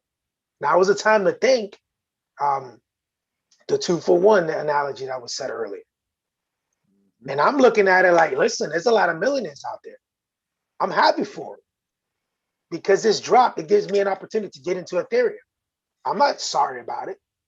Ethereum's on sale right now. It's at 18 and change, 19 and change.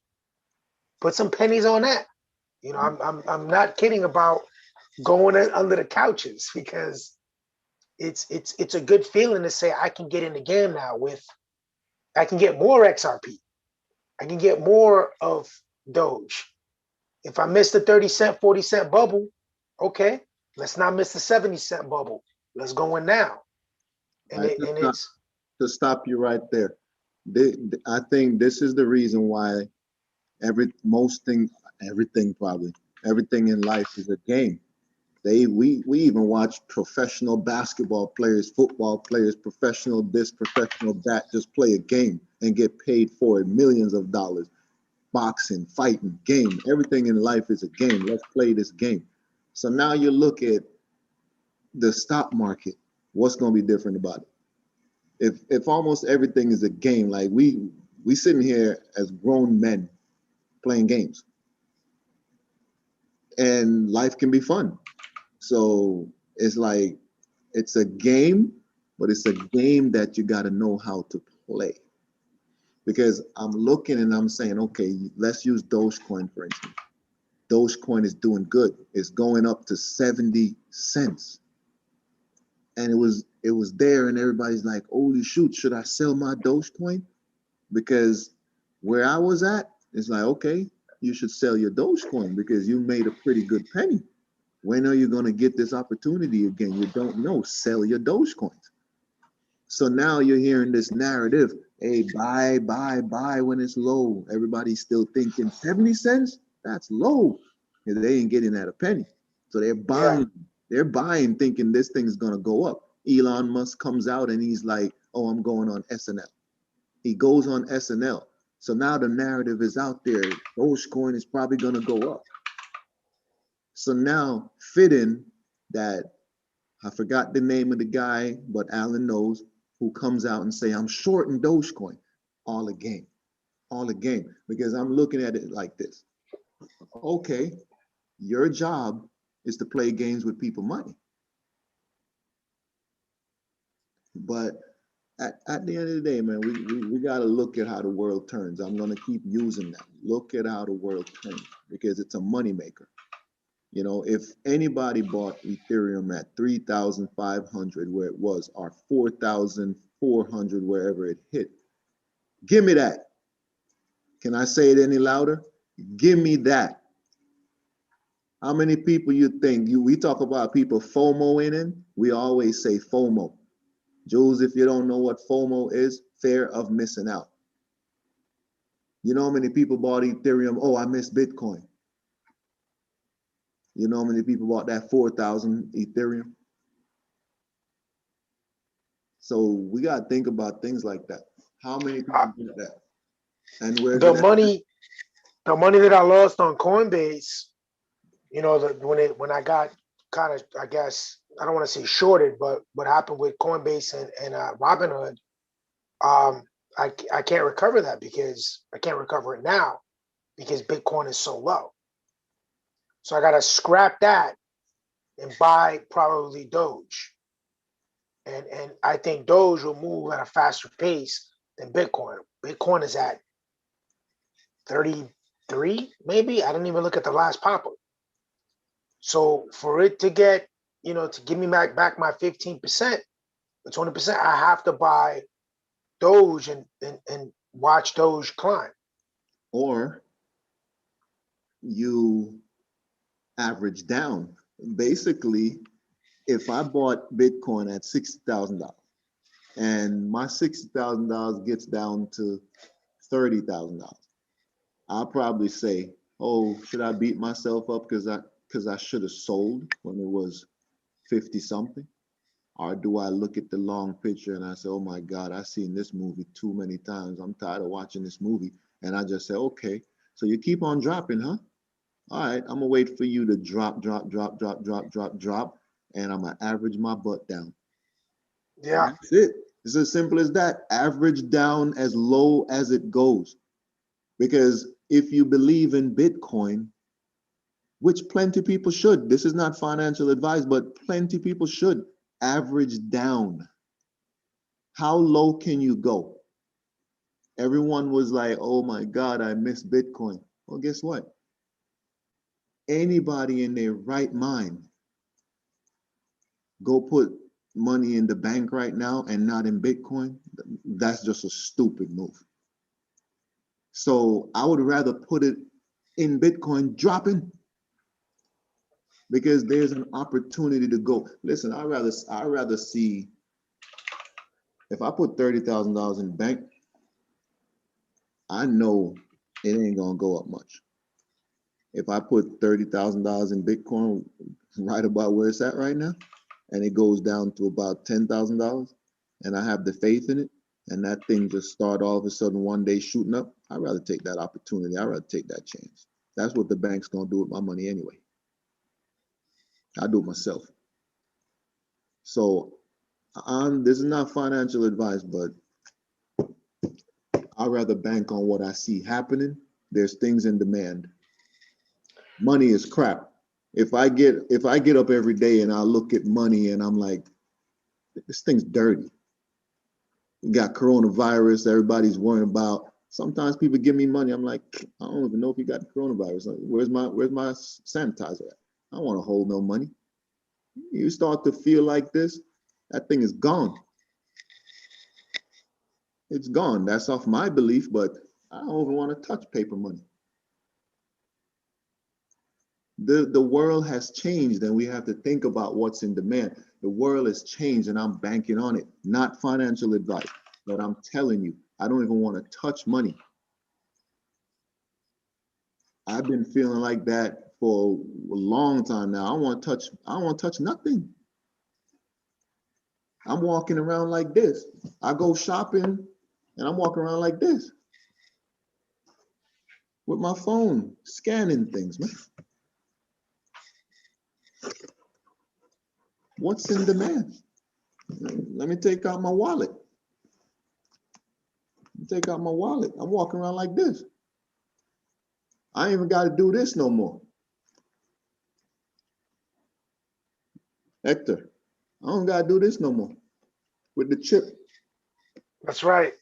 I ain't even got to do that no more. Take got the NFC on there. You don't you can take out your credit card now, sir. I ain't got to do that no more. I just do this. I ain't got to touch it. What's in demand? Ain't nobody fooling me. Ain't nobody fooling me. Them things can go up, down, sideways, around in a circle, in the backyard, come back to the front yard. Not financial advice, but I'd rather take those chances. So somebody mentioned crypto.com earlier. I took advice and started an account with them. They are probably doing the best numbers when it comes to staking.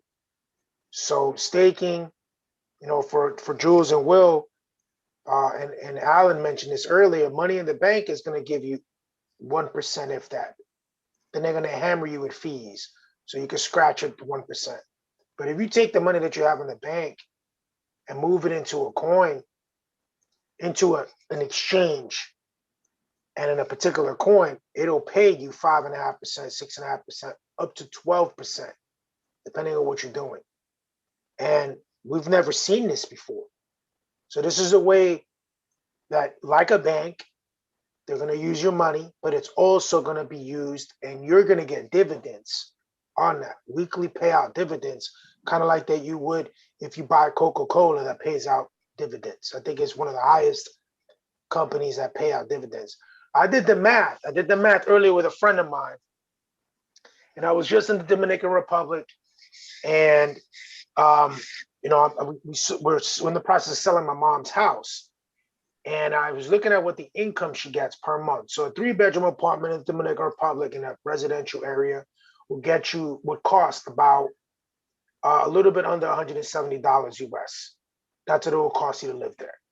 So I was looking at in crypto.com, and I'm looking at staking, going back to the banks, going back to not putting your money in the bank, right? And I go, all right, let me do the math on 250,000. Let's say my 401k, that's all I had. I'm gonna go with 250,000. If I put 250,000 in there, and actually let me put it up right now. Let me bring it up. If you put 250,000 in that and you do it at 5.5% with like an Ethereum staking, you're coming out with like 3,000 a year. So divided by 12, you're looking at 300 and change. About a little under 3,300 and change. Your rent's paid. You're good. Like these are the things that these coins can provide versus like money in a bank. So somebody called crypto, and I forgot to talk about staking earlier. And these are things that have never been possible before. We've never seen these numbers in the stock market. We've never seen these dividends paid out and anything else. And it's something that is a really, you know, again, I was talking to my son about this. It's a new asset class. You know, this is a new asset class. When you're looking at asset classes, I have this up, and I know we had the Zoom share. But when you have the asset classes, I'm gonna just call them out. Let me bring up this picture. So you got cash, equity, fixed income, real estate, and commodities. So when we're talking about cryptocurrency, this is floating in between cash, liquidity, and the government kind of sees it as like real estate. It's an actual physical property. So they that's how they kind of see it. You know, obviously we can't touch cryptocurrency, but they see it as physical asset. It's a property. So, you know, it's not a commodity, but it moves like gold. It fluctuates all the time. It's not really fixed income, but I think it has. Alan may be able to talk more about this. You know, you have recurring. I mentioned dividends, but that's more equity. It functions almost like a bond, right? Because you can take it out whenever the hell you want. It doesn't necessarily mature, but it is a way that there's some certainty on it, right? Now it's a little bit different because of what's happening with China and the markets, etc. But with Bitcoin, we saw Bitcoin moving and moving and moving and moving, and it was the standard. It was beating the gold standard at one point. It went over 55. I think it was 55 to 59 where gold used to be, and it was busting it up. It had gold on the ropes. We've never seen that before. So 22 years ago, I'm not gonna date myself, but I just did the quick math. When I was Jules' age, I wish I was involved then. So I'm gonna be that bitter old man. Like I'm just bitter. Like, damn it. Take advantage, Jules. Take advantage. So it's like a lot of this is we've never seen it. And when I talked about Into the Block 2 weeks ago, just to rehash that because it's really important, we've never seen movement in these asset classes. Meaning, if I mentioned DR and I love Jamaica. Look at this. Look at it. Just I couldn't plan this. Look, this is a cup. Right. I love Jamaica because it's so similar to Dominican Republic. The people, the food, the culture, the economy. There's so many similarities. It's crazy. So if I go to coach and I say, look, you got Ocho Rios, I want Mo Bay. Let's do something. Let's get some property, right? If we make a deal, it'll be between us and the bank. Nobody else knows. But if coach and I say, all right, I got 30,000, you got 30,000, let's go get some Bitcoin. Let's do something. We're going to see that on the Bitcoin. That's what the blockchain is about. You're going to see those transactions. We've never been able to see that before. This is something completely new. And also, Alan mentioned social media. If coach and I are going to buy something at Mo Bay, social media doesn't know about this. But if Dodge is going to move, Dogecoin is going to move, social media is going to talk about it. So this is unprecedented. This is uncharted waters. This is so new. And it is the wave of new money. Like I look at this market and I'm like, congratulations. There's a lot of millionaires out there. They took their money. They're going to probably put it back in. But congratulations. Now it's our turn now. It's like, okay, Ethereum's under 2,000. Let's go. You know, Doge is back to 30 something cents. It's not at 70 cents yet, like Coach said. It's not at 70 cents. So here's your opportunity. You missed it out when it was 55 cents. You missed it when it was 60 cents. You missed it when it was 40. Grab it at 36. It's at 30 now.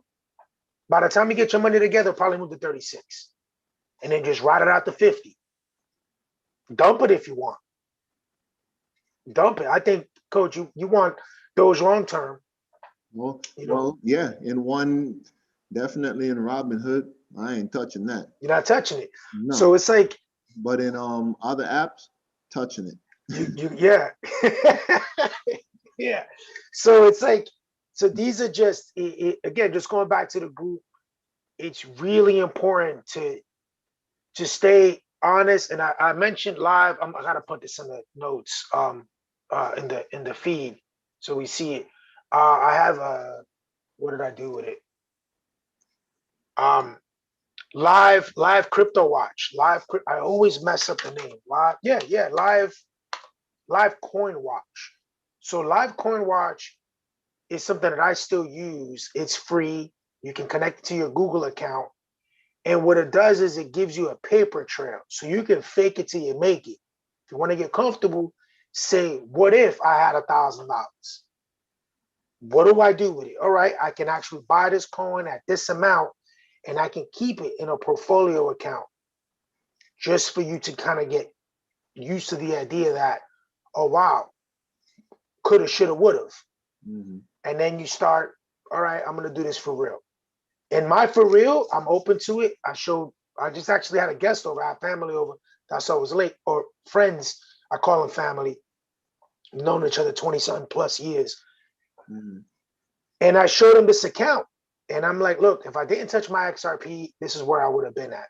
And this account shows, like my Coinbase, shows me making $18 purchases, $20 purchases till I did the 200. Then I did the 1,700. Then I did the 2,000 while I was stacking my money. But I didn't start that way. Mhm. And I'm super transparent about that. I wasn't like, yo, I'm a trader, let's go. No, I was like, yo, I'm not sure. Yeah. I'm not sure. And every little bit helps. Little bit, yeah. I was doing it automatic, coach. I was doing it with crypto reoccurring, with the Coinbase reoccurring payments. So it was $20 every paycheck, 2 paychecks a month. It was coming out to 18 and change because they take their cut. So you could see these $18 transactions hitting like every so often. And then every once in a while, I throw a little 100 in there. I throw a 200 in there. And then I moved, and then I got to the point that I was holding 12.6, 12.7 before the market went funny, but I was almost at 13,000. And what Alice said earlier, it feels good to look at these accounts like a savings account and go, this is my money. And it's moving. Yeah. It's Well, wait, moving. let me pause you for a minute. Jules. What's up? Yeah, so I don't want to hold you too much longer. I know you. I know you. I appreciate you sticking it out. I already know you a busy man. You like keeping moving. So I'm pretty sure you gotta go, right? Yeah.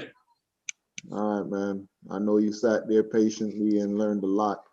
So, I saw you start moving off. So I know that means, yeah, coach, I gotta go. Yeah, I gotta get the little man ready for bed. Yes, sir. See how I still know you? Yeah. All right, Jules, man. Appreciate you, man. No, it's been an honor to be on this this Zoom call and learn all this stuff. Yeah, definitely. Reach out to me. Anything you need to know. Sit down with your dad, get started. Anything you need to know, just reach out and join us whenever, man. Or turn on your YouTube and listen, man. All right, We're on sure. every Sunday. All right. All right. Pleasure, Jules. Have a good night. Night, everyone. Yeah, and see you again soon. We will do another interview where I'm sorry, man. I wanted to play a little. This is how far it's gonna go back, and I wanted to come home, sit in front of that computer, and do it. Man, I got some old pictures, some old videos. I'm about to show them the Jules. Jules. Yeah. Oh man. Yes, sir. I got so. You remember, Coach Lorenzo? Yeah. He coached you guys. I have some of those videos because I was able to record. So I got some of those things, man. Oh my God. Yes, sir. Yeah, man. All right, man. I'm gonna see if I can get that together. So the next time, we'll just do it quicker and to the point, and they're able to see some highlights of where we came from. You know what I mean? All right. All right, Jules, man. Appreciate you. No problem. Say hi to the family. Say hi to your son. The whole family. Anybody that you know me. I got you. Yes, sir. All right. All right, man. Yes, Hector, go ahead. No, I don't even know where I was. Where I was. Am I still on? Well, you were kind of wrapping up, I think. You were talking about your XRP and your investment. Yeah, just little by little. Definitely, I don't want anybody that's new to it to feel like this is an overnight type of situation. It's just like sports. Winning a season It didn't happen that day. Like you put the work in. Mhm. Like, I remember in 2016 Olympics for judo, and Kayla Harrison won the Olympics in judo, first woman to win gold. And I remember the interview, you know, how something like, how did you, you know, what was the preparation like? How long did you prepare? She was like 20 years. Like, what? No, what did you, how long did you prepare for these? 20 years. She's been doing judo, you know, for 20 years. She was like 8 years old or 6 years old. That's my preparation. Yeah. And it's the best answer you can give. Like, what was the preparation for this championship? 4 years. Yeah. We won the conference, or we lost the conference, and then we lost the nationals, and then whatever, you know, yeah, it took us 4 years to get here. Mhm. So I'm looking at this as, you know, a 8 to 10 year track. I'm thinking of, all right, what's going to happen in 2025, 2028, 2030? What are these conversations going to look like? You know, we're going to laugh at each other for not getting Doge. We're going to, you know what I mean? Like, we gotta think about that. Like, what are these technologies? Like, I'm looking at Cardano hardcore right now because of the things that I've learned with like Africa and merchants and people that don't have bank accounts. How are they moving money? So that's where the DeFi comes in, and it's like, all right, Chainlink is going to be strong, Cardano is going to be strong, because you have whole continents of people that don't have the resources. So how are they making these transactions happen? You know, on the XRP level, on the XLM level, on the Cardano level, because Cardano has the capabilities of building these things, these smart contracts. So I'm thinking even further than 2025, 2028, 2030. I'm like, what's happening in 2040? Like when this really kicks into gear. Even like NFTs. Now it's a joke, but things are going to move to NFTs. Who knows if that becomes a new galleria of art moves that way. That means Ethereum is going to move. Cardano is going to move because it's probably going to adopt the NFTs. You know, I was looking at Earth2.io. You've seen that before? Yeah, I've seen the ads. Yeah, so I think it's crap, but it's built on Ethereum, right? So I can go and I can purchase Boca Chica in the Dominican Republic and buy half the beach just because. And it's like wine. I look at it as wine.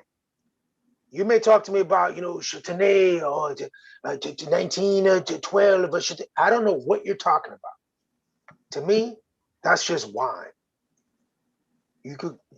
I don't have value on the wine, but somebody does.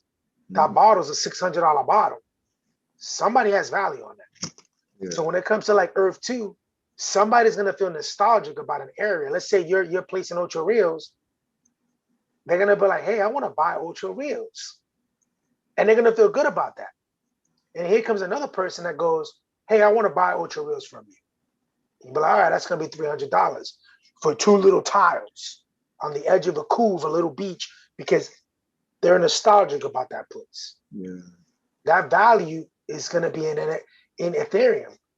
And these are things that it's like, we don't know what's gonna happen with this thing. Mm-hmm. That's why we gotta invest, leave it alone, and just let it manifest itself. We can't force it. We can't force Dogecoin to $1. We can't force it to $1.50. We can't force Ethereum. We could whisper in Jeff Bezos' ear, though. We could do that. We could all go to sleep just going, Jeff Bezos, Jeff Bezos, Doge. I know, right? I know. Well, if that happens, you know, price is gonna move. That should be the night, you know, the nighttime prayer. Yeah. You know, to whisper in his ear, like, yeah, hey, look, I'm looking at transactions. Yeah. They certainly control, man. You know, that's why you gotta keep it for the long haul, because the demand is here, and they definitely control it so they can make money from it. So I'm just a firm believer in what's happening is because they're making money as much as they can. They're making money from the people that don't know what they're doing. and they're making money from their wise investments. Before there's mass adoption, Yeah. they are making their money that they can, because no matter how low it goes, there's not we don't have enough. A lot of people, I should say, don't have enough money to put in to, and even if you make $1 million from this market or from Hmm. this opportunity, how many people gonna blow that? Think about that. How many Yeah. people, like, can you imagine people that don't manage money well coming into $1 million? They probably buy 10 cars. Yeah. I can't think of anything else other than retirement. The property in DR, we got that straight away. I'm happy. I can't tell my mom how to spend her money, but I could tell her I'm not gonna retire there. That's what I could tell her. So if you're thinking about me or my kids, we don't want it. It's that residential area. If it was in a more tourist area, more commercialized area, sure, we could Airbnb that, but Yeah. not in a location where it was. So if we're thinking about retirement, like that's all when it comes to like investments in crypto, that's all I'm thinking about. I'm just thinking about 10, 12 years. What's it going to look like? Yep. And it excites me because there's endless possibilities. I don't know what they are, but Listen, man. we're playing a game. Yeah, and it's like I said, Hector, it's like people are thinking this way. If I'm thinking like that, and you're making me think like that too, so I'm seeing it. It's like I'm going into the store. I don't even want nothing to do with money. Like, think about that, Yeah, paper. I'm with you on that. My wallet, a friend of mine was like, he said, you don't use cash? I was like, nah. I, you know, I have 5 wrinkled dollars in my pocket, and then this is my wallet, right? I'm like, I don't do cash. He said, but when you buy gas, it's cheaper when you pay cash. But I like my miles. I like cash points, rewards. The 3%, 4% I'm saving on gas is not gonna really do much for me. I'd Nope. rather see, We ain't gonna I'd rather pay with my miles card, we ain't gonna need gas. Well, that's true too. It's true. Like I said, That's man, true too. we ain't gonna need gas. All them points that we get for buying gas, we ain't gonna need gas. When you start going and sitting down and they selling you the charger for your house, can come Yeah. to your house. That's what you're gonna need. Maybe they'll start giving some points for getting that. Absolutely. I didn't realize the time. Like I said, I miss you guys. I gotta definitely close up shop. I'm trying to finish this. You ever use a program called Wave Apps? Wave? You ever use that? Yeah, that's accounting. Yeah, so I'm back on it again. I used to use it when I had my martial arts school, so I'm just trying to like, get my I don't want to make my accountant crazy next year, so I'm trying to do this early. Just get into the habit of using it. So I'm trying to reconcile a bunch of crap, and I love to go to bed early, but that usually doesn't happen on a Sunday. Yeah. Well, I'm about to go rest my eyes. I think the computer definitely making my eyes tired. I'm not sleepy, but I feel sleepy because my eyes are tired from the computer. But before you go, I wanted to ask you a question. How much do you know about DOT, Polkadot? Polkadot. Well, I like the technology. I had it up when we're talking about staking coins. Polkadot was giving some of the better deals, and because the protocol is based on Ethereum, I like it a lot. I think it's a good grab right now, and it's like Dent. It's technology that we're not ready for, but we're gonna want it. So I think that it's definitely a good grab, and it went down a considerable amount. Because when I was talking about it or thinking about it rather, it was on its way, I think, forecasted to $50, and now where is it now? Don't tell me. Let me guess. This is how much I don't watch. So I'm gonna tell you where I saw it last time. Maybe it dropped more. But maybe it's at 22, 21, probably 20. I'm Yes. sure of it. Yeah, nah, it sounds about right. I'm looking up dot right now. Not even.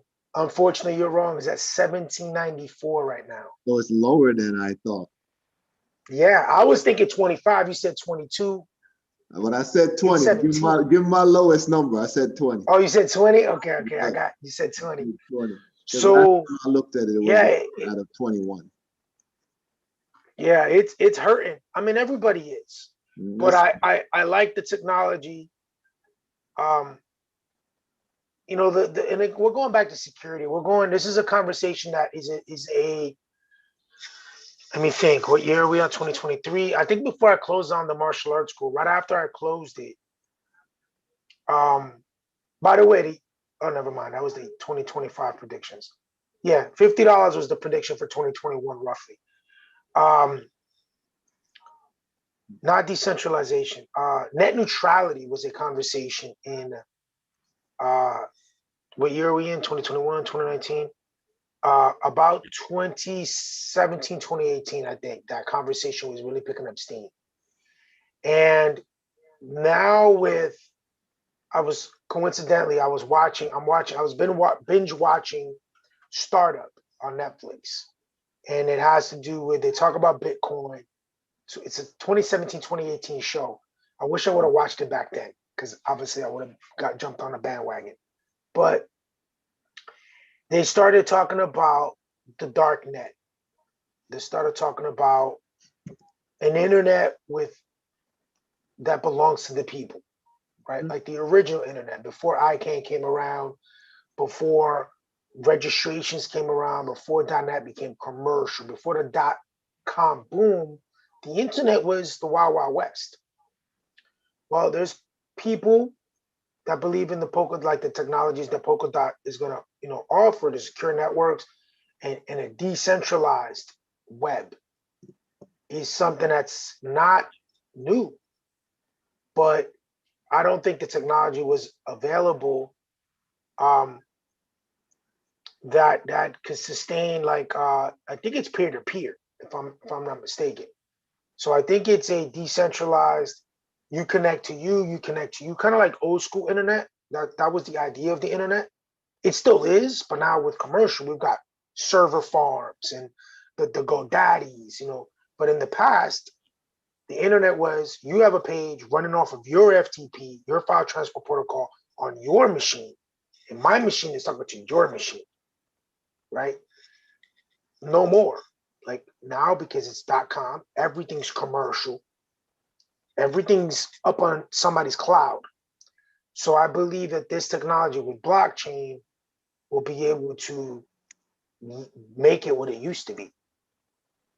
So, in a nutshell, Ethereum is a yes to me. Anything Ethereum, obviously Cardano's, but Ethereum just has a bigger backbone and a bigger acceptance with people, which is important. And the idea of net neutrality is a conversation, and we've seen this net neutrality conversation where we're talking about, even we're talking about social media, when we're talking about how ads can follow us everywhere.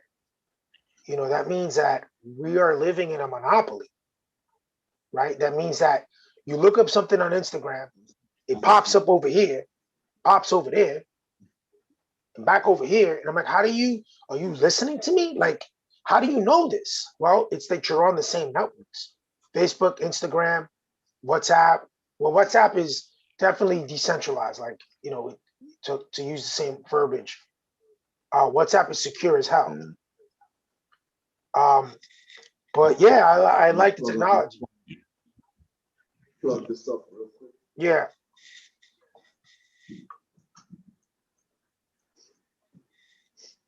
Yeah, my phone's dying. Yeah, I had to plug mine earlier too, and I had to prop it up on it because my camera is dead. I'm gonna try it on my work computer, but my Logitech. So I had to grab my phone and prop it up on a selfie stand. But My phone just unless my USB, I gotta reboot. It's not picking it up. It's not picking up any. It's not drawing any power. So going back to Polkadot, I like the project. Like I'm not super familiar with it other than like understanding some of the technologies and the conversation that's not new. You know, they do talk a little bit about governance and they do talk about I don't think they really talk about net neutrality and that they don't really talk too much about it because I think it scares people. The way that decentralized scares people, the way XRP scares the world, because you're being the middleman of all middlemans, that scares the crap out of people. Yeah. So I don't think Polkadot scares anybody. I mean, the page is pink. It's pretty. So even the branding is like they're trying to be real easy. Notice it's all white. It's all pink. It's no hard colors. No, it's not a dark page. And I think you have to deploy the and keep people happy, because when you really start talking about decentralizing the internet, you know, that's heavy. Those heavy moves right there. You know, those are heavy moves.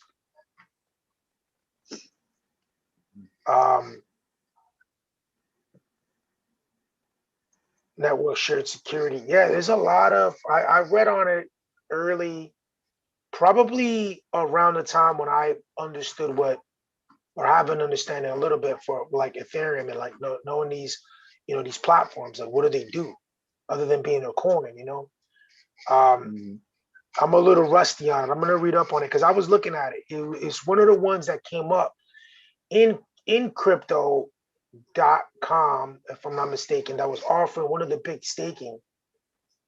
And I think, you know, staking is gonna be, it's not gonna be around for much, but I'm gonna see if the little money that I make early on that I can make side, I'm gonna start staking. Keep it on one network. And check out Qcoin on the phone, because you can load bots, and I want to play around with that. I already moved $500 to a trading account. Well, it was 500, now it's 300. Oh yeah. Obviously, right? It was 5, now it's 3. But I moved it because I want to get involved. You know, people are making some money right now with these coins. They're really playing the market. They're really swinging right now. They you can see those charts dancing all day long. Like I got alerts on drops with Bitcoin on my phone, and between Bitcoin and Ethereum, it's a symphony. It's just going off all day long. 3%, 4%, you know, 11%. A couple of hours ago, I saw Ethereum. I think it was 11%. Like, it's people are making some moves. Where is Ethereum at now? Price. I think it was at 17. Let me see. 21. I'm sorry, it went back up. Yeah, so it's on its way up now. It's like, you know, almost 2% within the last hour, and the 24-hour chart is looking a lot cleaner. It's at 6% loss versus, you know, whatever it was before. Yeah, it's climbing. It was at 17, 12. Yeah, the last I checked. Yeah, I wasn't wrong. 12 p.m., 1746. And now it's at 21. 2164. Went up $400. Yeah. Since noon. 10 hours ago. That's why you gotta be able to count forward, count backwards too. Yeah, and again, what I said earlier, the volume is no joke. These volumes, these charts are dancing. And the guys that are playing that other game, that short game, they're winning. They're winning. I mean, 3%. Again, I like to use 10 grand. $300 is an honest paid work That's nearly a six-figure salary. $300 a day in your pocket. No fees, no, that's capital gains. That's 10%. That's less than income tax. I'll pay the 10% if I can make 100 grand. Hell yeah. Take Listen, I'll pay. it. Take it. 50%. I'll pay 50%. Yeah, and it's like, people get in their feelings, and it's 10% up to 400,000. Wait, hold on. Will is up. Will is back. Will snoozed. Will, hey, Hard working. Hard, man. Will working hard. No, hey, our money will go up. When you said staking, I staked like on, because I got a couple different platforms. So I got Ethereum on Coinbase, and I staked my Ethereum on Coinbase a couple months ago when it said about staking. Because what that staking is for the Ethereum is 6% on Coinbase. Is it? And yeah, 6% on Coinbase for Ethereum staking. But you can't touch it. You can't move. You can't take it out. Once you stake it, it's staked until. So what it's staking because they're coming out with an Ethereum 2.0 or something like that, and that's where your staking is going to. So, but yeah, okay, I didn't right now. Hold on though. I'm gonna check it. I'm gonna check it out. Real quick, I thought your steak, your steak, and it goes to the grill. Hey, staking, man, they eating it up. They're eating it up right now. Hey, but definitely eating it up. Hey, I'm corny, man. I'm corny. That was corny. Yeah, I'm gonna look that up, Will. I'm gonna see, because I was stuck on creating a crypto.com account, and it didn't work out well for me. I even had a Dominican phone number, and it kept erroring out. Like, I got a phone number when I was out there. I got a prepaid card, I'll be right back. and it didn't work for me. So I was looking at crypto.com because they had some good numbers. We were talking about Polkadot earlier. Polkadot also had really strong numbers. But you're saying 6% on Coinbase? That's on Coinbase. Nice. Yeah, on Coinbase, it says, when you go to it, it's got it's called Ethereum 2.0, I want to say. And that's what you staking your regular Ethereum to when that rolls over to the 2.0 version. So where am I? All right, I don't live in Coinbase like that. I gotta go to the earn area. I think it's the earn rewards. Right? I think it is. Because I used to get like a little $2, $3 here. I did the classes. I did.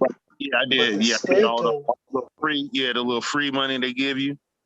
Yeah, I did all of that. I'm going into Ethereum right now because earn, view all. There we go.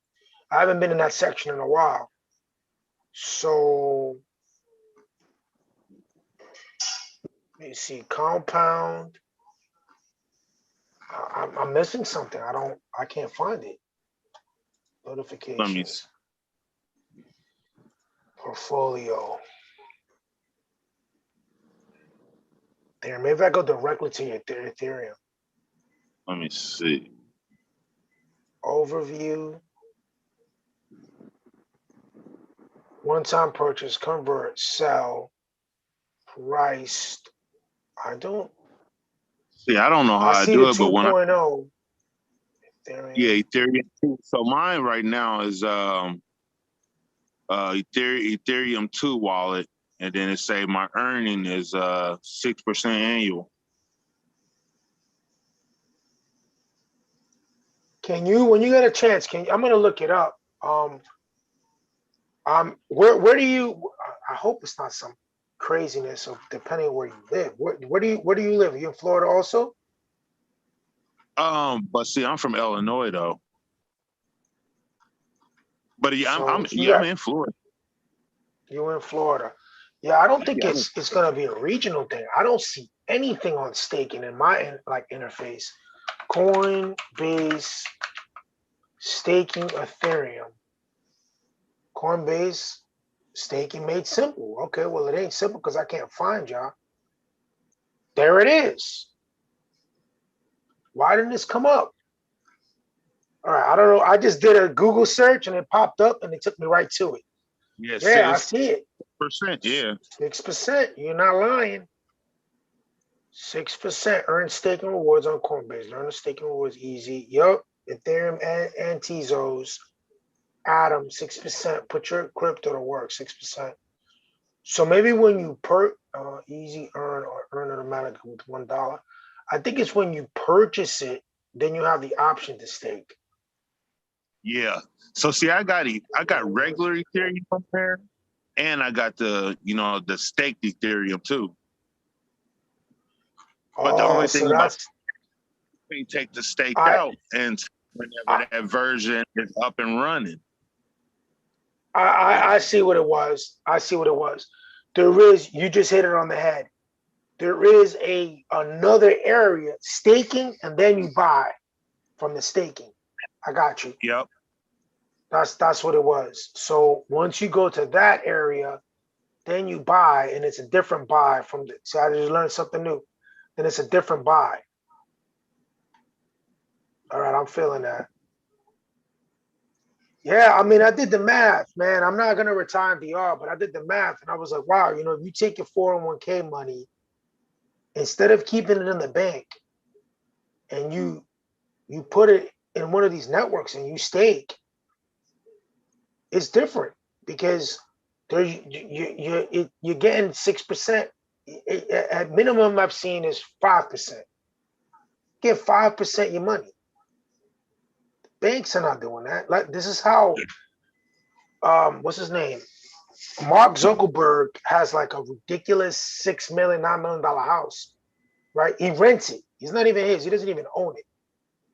And I think the money that he has in his bank is getting X, because he has a ridiculous amount of money, right?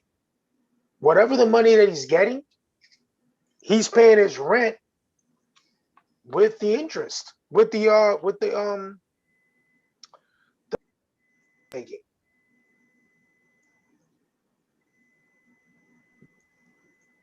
I think I lost Will. And Coach I'm is back off for a second. Oh, you're back.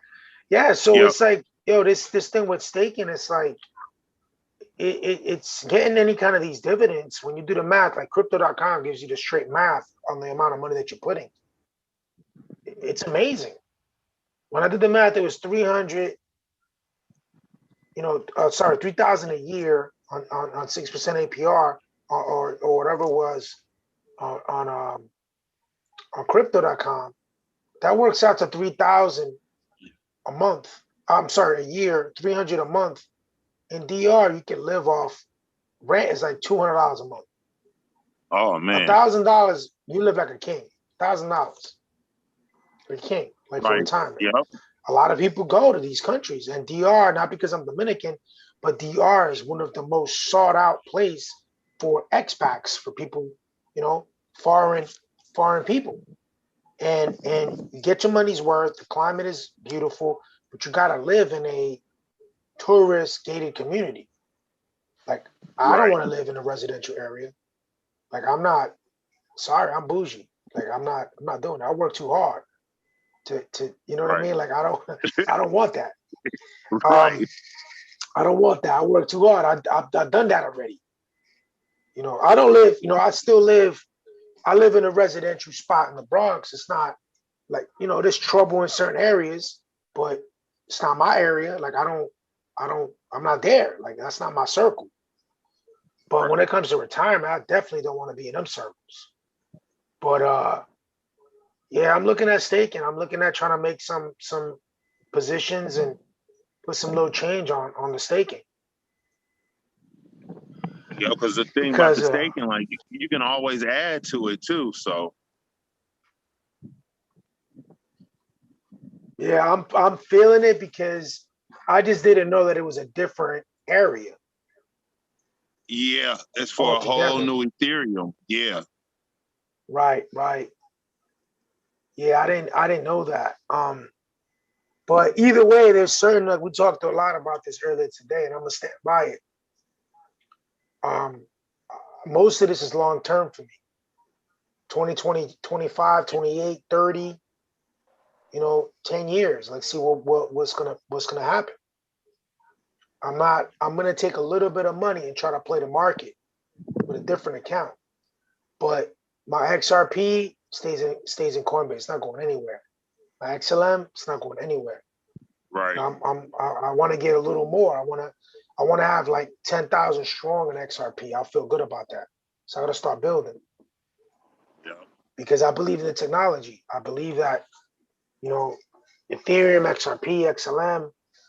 I want to get on VeChain before Coinbase grabs it. I just Once looked up Coinbase, that V chain too. I was doing some research on that the other day, it's heavy, man. and I was It's a noticing serious, the powerful numbers and technology. what it does. Right? Yeah. I caught it at 1 cent. I wrote it to 5 cents, and then it went man. up to 24 or something like that. And I was like, it was like 21 or 24, and I was back at 9. But the technology is powerful, and the thing about it is because it's China, they're gonna use it to combat. I was gonna say, damn, what's the word? Bootleg stuff, counterfeits. Right. They're gonna use it to counterfeit. I mean, the one of the co-founders is the ex-CTO of Louis Vuitton China. So it's all about merchant supply chain type stuff. You're tracking the apple from the orchard to the to the deli, to the retail, and you could track anything through blockchain technology with the codes. And I'm big on. I mean, look what happened with how we saw this market drop. This is all China's doing. Right. It wasn't just scared people. This is scared China. Or I'm the top dog here, China. And this was early. I said it was gonna crash. I said Bitcoin's gonna crash. Watch before the 2024 Olympics. It's gonna crash. It has to crash maybe 1 or 2 times prior. And 3 weeks later, it crashed. The whole market crashed. Right. In 2020, we saw Bitcoin at 7,000. I mean, Right. and it came Shot up to up to 60 something. Right. Yeah. Shot up to nearly 70. Like, Yep. it was 64, 65. Like, it wasn't catching its breath. It was just moving. So, I mean, now is the time to, VeChain. I like VeChain because I think that it's gonna explode if it gets to Coinbase. When people start understanding the technology. XLM, I believe in it. I just can't put any more money into it right now. And XRP, I'm just seeing, I want to definitely cap off. Yeah. Like What is 10, XML now? What, about 40 cents? 41. Yeah, it was fluctuating.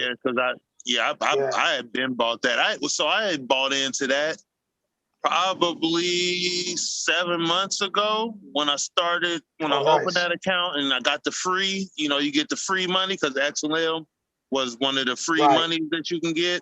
And then I start putting in, saying after that, and then I seen how we rolled up, and then we just dropped down. Yeah, but I like technology and not the FOMO, not the hype. Like Coach and I, before you came back, we're talking about Polkadot. What do you think about Polkadot? Well, it's a conversation. Polkadot is trying to create, without so many words, a decentralized internet. That is a conversation that took place in like 2017. I think I lost Will again. Mm-hmm. Yeah, he's outside. It's like jump back on. No, I lost Will. Will was on. We're talking about. Yeah, I'm on. Oh, you're on. Yeah. So, yeah, that's a conversation I started like 2017. It started picking up momentum about net neutrality and about, Big Brother and about where you could go on the internet, where you can't go on the internet. you know, and it's a sensitive conversation for a lot of people. So Polkadot has to walk on eggshells in order to brand themselves, and in order to not say the wrong things that's going to get them in trouble or won't be accepted at all. But I believe in the technology, the way that I believe in like XRP and you know, the XLMs is the same thing. Just one is for different markets. But I believe that that blockchain is the answer to a lot of technological questions. And you know, every project has its own reason for being. You know, we're looking at it as investors as currency, but the currency is just a way to push the blockchain and the technology to the next level, because you got to pay for it somehow. So people got to buy into it in order to, you know, propel the companies to move forward. But I like looking at technologies and going, wow, that's deep, or we need that. There's another Bitcoin pop up, and you know, VET's one of those, XLM, XRP. You know, I'm gonna go blue in the face talking about those, because those are the first ones that when I started, you know, doing crypto last March, those are the first that caught my attention. And you know, uh, staking is something that recently has caught my attention. I just don't have any new money to invest. I want to really push my photography to have that side money to invest, because I don't spend money on anything.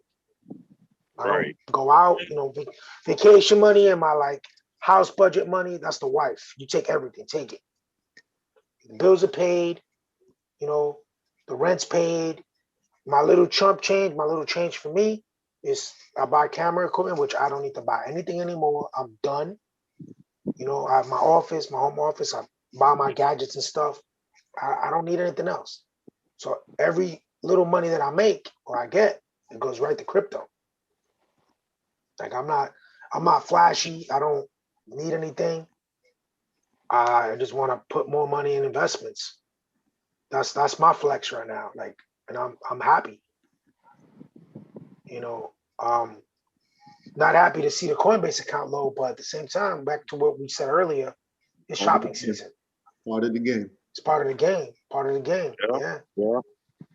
And it's What you opportunity. think about DigiByte? Because me and we talked about it. What was last week or the week before? I want to say, and I did purchase some of it. You know what I'm saying? It done dropped down. I think it's at like 5 cents right now. Yeah, So it dropped down I don't like know 4 enough about it. cents. It dropped. I don't like know enough about else. it. What? I said it dropped just like everything else. It was at 9. So everything is about more than half. Yeah. Yeah, everything's down 30-40%. Like that I'm not offended or affected by that. I don't know enough about Digicoin, like its technology. They talk about faster digital frameworks for security, like all of these buzzwords. I don't know enough about products that are using their API or using their technology to say, yeah, it's working. I haven't really seen a lot of news on it. I haven't dove into it. I just, over the surface, it's a lot of buzzwords. Like, for example, VET. When I did the research, I was like, I see why we need this. Coach and I were just talking about, just surface. What do you think about Polkadot? What do you think about DOT? Well, I respect the technology a whole lot. It's just a question of marketing. Kind of like I was gonna hold up a phone. I don't have it here. Kind of like I came from an era where there were PDAs, like Palm Pilot, right? Yeah. The iPack, like big joints on your hip. Like I remember that you would look different when you had a big gadget. It was kind of like a pocket protector. You would look like a nerd, and the world was just not ready. Everybody had these little Sony Ericssons, these little Nokias, these little StarTACs, these little pretty little phones. And now people have 8-inch screens. Right. Notes, Plus, XL, XR, whatever the XS, enormous phones. And it's cool. The market just wasn't ready back then. So you had your phone and then you had this other gadget, and now those are two combined. Because the Palm Pilot and the iPad, Dell had, when I had all of them. I was a like gadget nerd, whatever. I had them all. And we just weren't ready. So things like polka dot, things like going back to collect Cardano, like the technologies of our Cardano are not for us. They're for South America. They're for Africa. The technologies that they're going to use to function as an XLM, as an XRP, using better technologies, again, they're not for us. We don't care. Like, we have cell phones. We have bank accounts. Some of these merchants in South America and some of these merchants in Africa don't have bank accounts. They have touch phones using T9, like click, click, click, click, click, click, click, click, click, click. Like, so they're going to use that technology, which is all JavaScript based, in order to get microloans, in order to have a little bit of money to buy your food for the day and then make money as a street vendor or whatever it is. So a lot of these technologies are like, they're not for us. Like I mentioned Dent. I like Dent. I like the technology Dent. Dent coin, I like it. And it's using eSIM technology to sell your unused data. Right. That doesn't make any sense to me. Right? But somebody is paying, like I went to DR and I was using Altus chip. Like I went, I got a prepaid card and I took the chip out my phone, put the new one in, so now I had a DR number. The speeds were horrible. I was like, how do you people live out here? Right? You know, in my head. But the idea is not that there is no G4, no 4G or no 5G networks. That's not the reason. Is that they don't have the money and the scalability. The technologies are available. Like that hit me quick. It's not that they don't exist. Is that the companies cannot give it away for free. Right. They're going to scale you. They're going to scale you. Because when you first put the chip in, 4G runs. I was at 48 megs, 30 megs. Like it was fire. But that ran out like in 3 hours because of the data. You only get 5 gigs at X amount, and then everything else is at 240K. You know, 277. You know, like it's good for just text messaging on WhatsApp, streaming a little bit. The point is the technology is available. So that's what excites me about blockchain. That these new technologies are being funded by a technology, you know, aside from the currency, right? We look at it as investors, but we also have to be really keen on what's next, what's going to happen in the next 20 years. Like, is that going to be necessary? And like Coinbase as a platform, that's the New York Stock Exchange for America. Right. Yeah. That's the one that's really used. That's a big deal. We couldn't have this conversation 5 years ago. It just wasn't known. Like nobody knew about this. I'm sure it was up. You know, I think they're Silicon Valley based. I think it's Chicago or San Francisco. I think it's San Francisco. But it's just going back to, you know, what Coach said earlier about just seeing the plays. I'm like, what's important? What's happening now? You know, that's how I got put on with the Cardano. I was like, what is this for? Like, I get it, less fees, whatever. Who's adopting it? And then I started doing some research. And I'm like, wow, UK is going heavy on it. Africa is going to start really using it. Because whatever those smart contracts that I don't understand don't work well with Ethereum. You know, if you want to keep low money and really be a decentralized market, XRP is not decentralized, it's centralized. XLM is decentralized. Who's going to benefit from that? And you got continents that they're not ready for high end stuff. Cardano's going to be the player. You know, like Polkadot, like I said, I like Polkadot, but I don't think it's a conversation that we're ready to have as there's a lot of politics involved. There's a lot of big brother type of things. Like I've been on the dark web. Like I see what could go on. You know, I there's ways to get into the dark web. Like, and it's not, I shouldn't do this. It's a real thing. Like you need to get into VPNs to be able to browse that certain networks. And that's the world that we're living in. Like I mentioned Startup, it's on Netflix. I was binge watching it. And they created a product to one, it was a Gen Coin, which is a new Bitcoin, whatever. And then the other product was Arcanet. Arcanet. Am I saying that right? Arcanet? Yeah, I think it's Arcanet. Arcadanet. I don't know. ARKA net. I don't remember how they pronounce it. Well, it sounds But like the idea was shooting a jump shot, put a hark in it. a what? When you're shooting your jump shot, put a hark in it. Put an arc in it.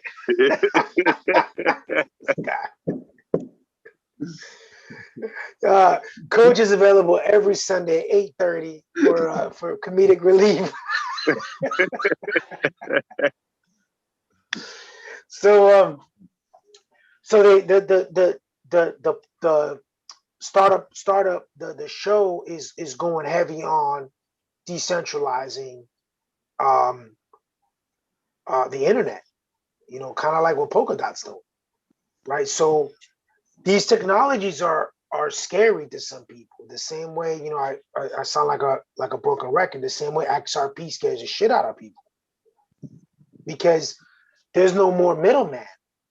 They're taking all of the fees, and it's fast. I did a transfer, by the way, Bitcoin to Bitcoin, and I did wallet to wallet, and I did one XRP to XRP, wallet to wallet, different wallets.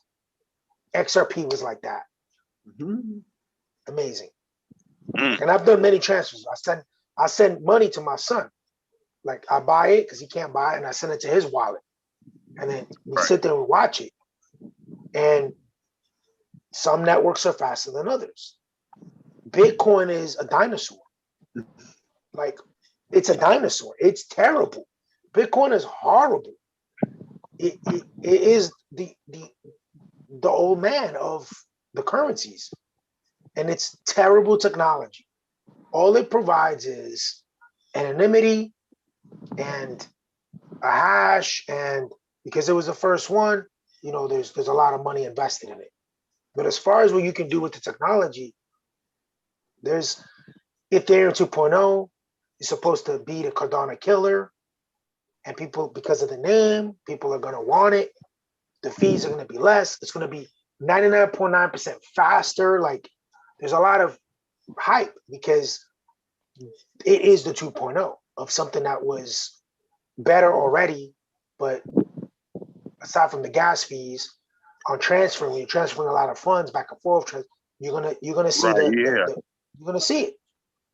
You're gonna see it, and you know it doesn't bother us because we're not doing it over hundreds and thousands of transactions.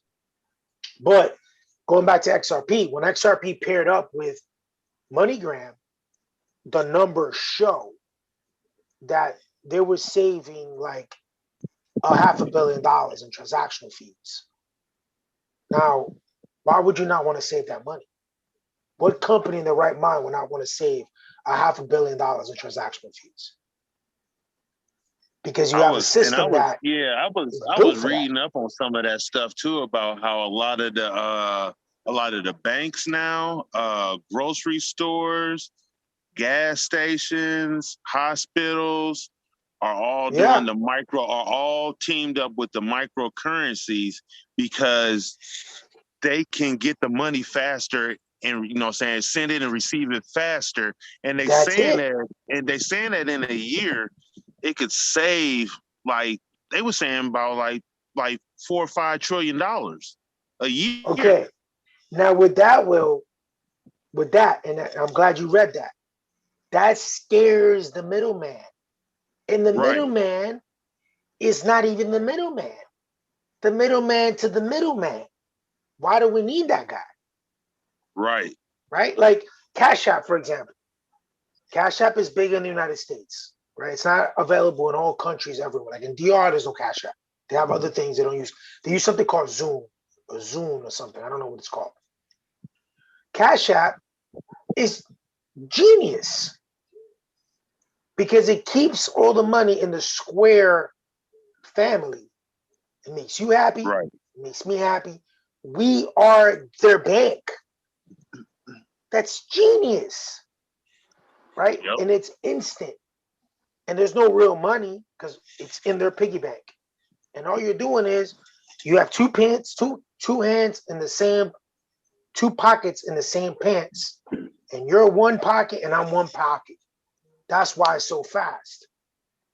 So that's why these micro whatevers are fast because you're using a middleman to be a bank for the transactions versus one bank to another bank to another bank. No, if it lives in Bitcoin and I send you Bitcoin, it happens quickly.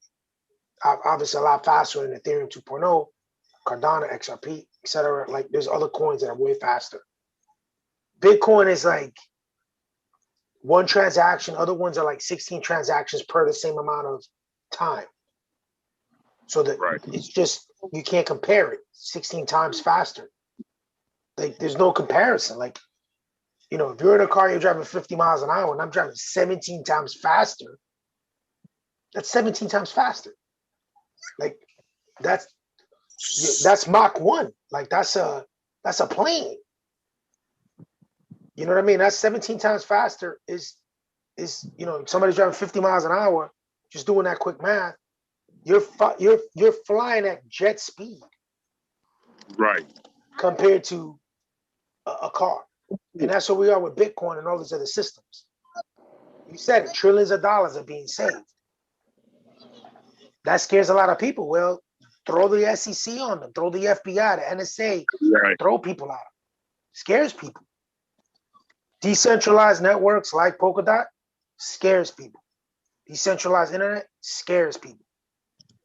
Because you have control. I was talking about it earlier with, what's the name of it is? Facebook, Instagram, Google, right? If I'm on their platform, they're seeing what I'm doing. Right. If I'm out their platform, they can't sell me anything. I'm out. So the fact that you can create a second internet or internet 3.0, that scares people because that might be cutting into their profit margins that Google doesn't control everything anymore. Let's say, because Google to me is the internet. You know what I mean? Like, I know it's not a search engine, but it's so ingrained in people's brains. You know, Jeff Bezos is scared by Google. He calls it a mountain that you can't go around. You got to climb it. That's Jeff Bezos. He knows the power of Google. He knows he's this big compared to Google, regardless of the amount of money that Amazon is pulling in. It's not about the money, it's about the reach.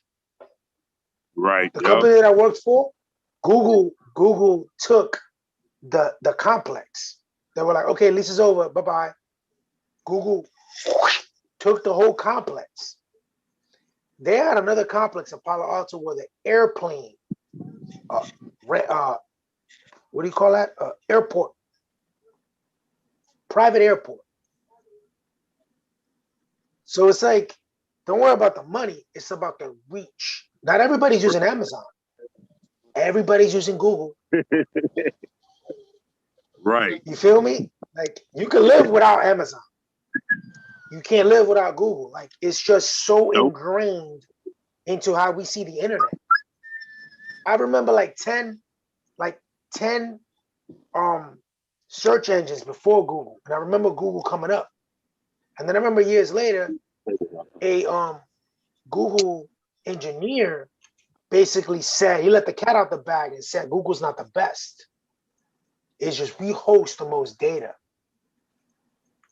It's not the best algorithm. It's just that we host so much data that while you're typing, it goes, oh, you mean beard oil. Right. Right. I already know it. It already knows before you, and then it makes you a terrible speller because you're waiting for it to know what the hell you're going to say. That's the power of Google. Like, it's like Google, it's the internet. So in order to look at Polkadot and say, damn, I may change the way we look at the internet, that scares people. You know, it really does. Like, when I saw XRP get hit with that whole, you know, I'm like, yo, what happened? And then right away, I was able to answer that question. This scares a lot of people. It really does. This crash right here, I've explained it to a few people. This is all China. Why? China wants to do their own thing. China owns half of Jamaica. We have trillions of dollars that we owe China. China locked up export. We don't make anything. The US makes M16s. We don't even make our own cotton anymore. We got a little bit of tobacco down south, but that's not a GDP. That doesn't really, I have to look at the numbers to correct myself, but that's not a real product. Like, right. we don't outsource like that. You know, sure, it's $1 billion, but as far as GDP, we don't have anything. What do we have? This is all we have. The H1 is what we have. We have visas for smart ass people. It's what Americans have, innovation. We don't have anything. Like, we get everything from China or South America. Yep. I think at one point we had beans. I think we had beans, like coffee beans or something. I forgot. We got a little bit of oil, but we don't really export oil to other countries. We use it. Right. So it's not a GDP. It doesn't go out. So that stuff scares people. The whole thing with Trump and, you know, China, you know how he says China, right? Like, right, yeah. There's reasons for that. There's reasons for it. He knows that they had us by the ball hairs, and he couldn't do anything about it. So what did he do? He just tried to play the tough guy. You know, with the kung flu and all of the whatever things he would say to China, like, you want to not boss up. You want to not boss up. You want to damn, the coffee ran out a long time ago. You know, he wants to be that dude, but he really is not, because we need them. They don't need us. All the products that we import from them, you go to a 99-cent store, it's all China. Right. All China, yep. Read the labels. Everything's China. Everything's China. They were getting at one point aluminum from us because they were giving us better deals. Copper.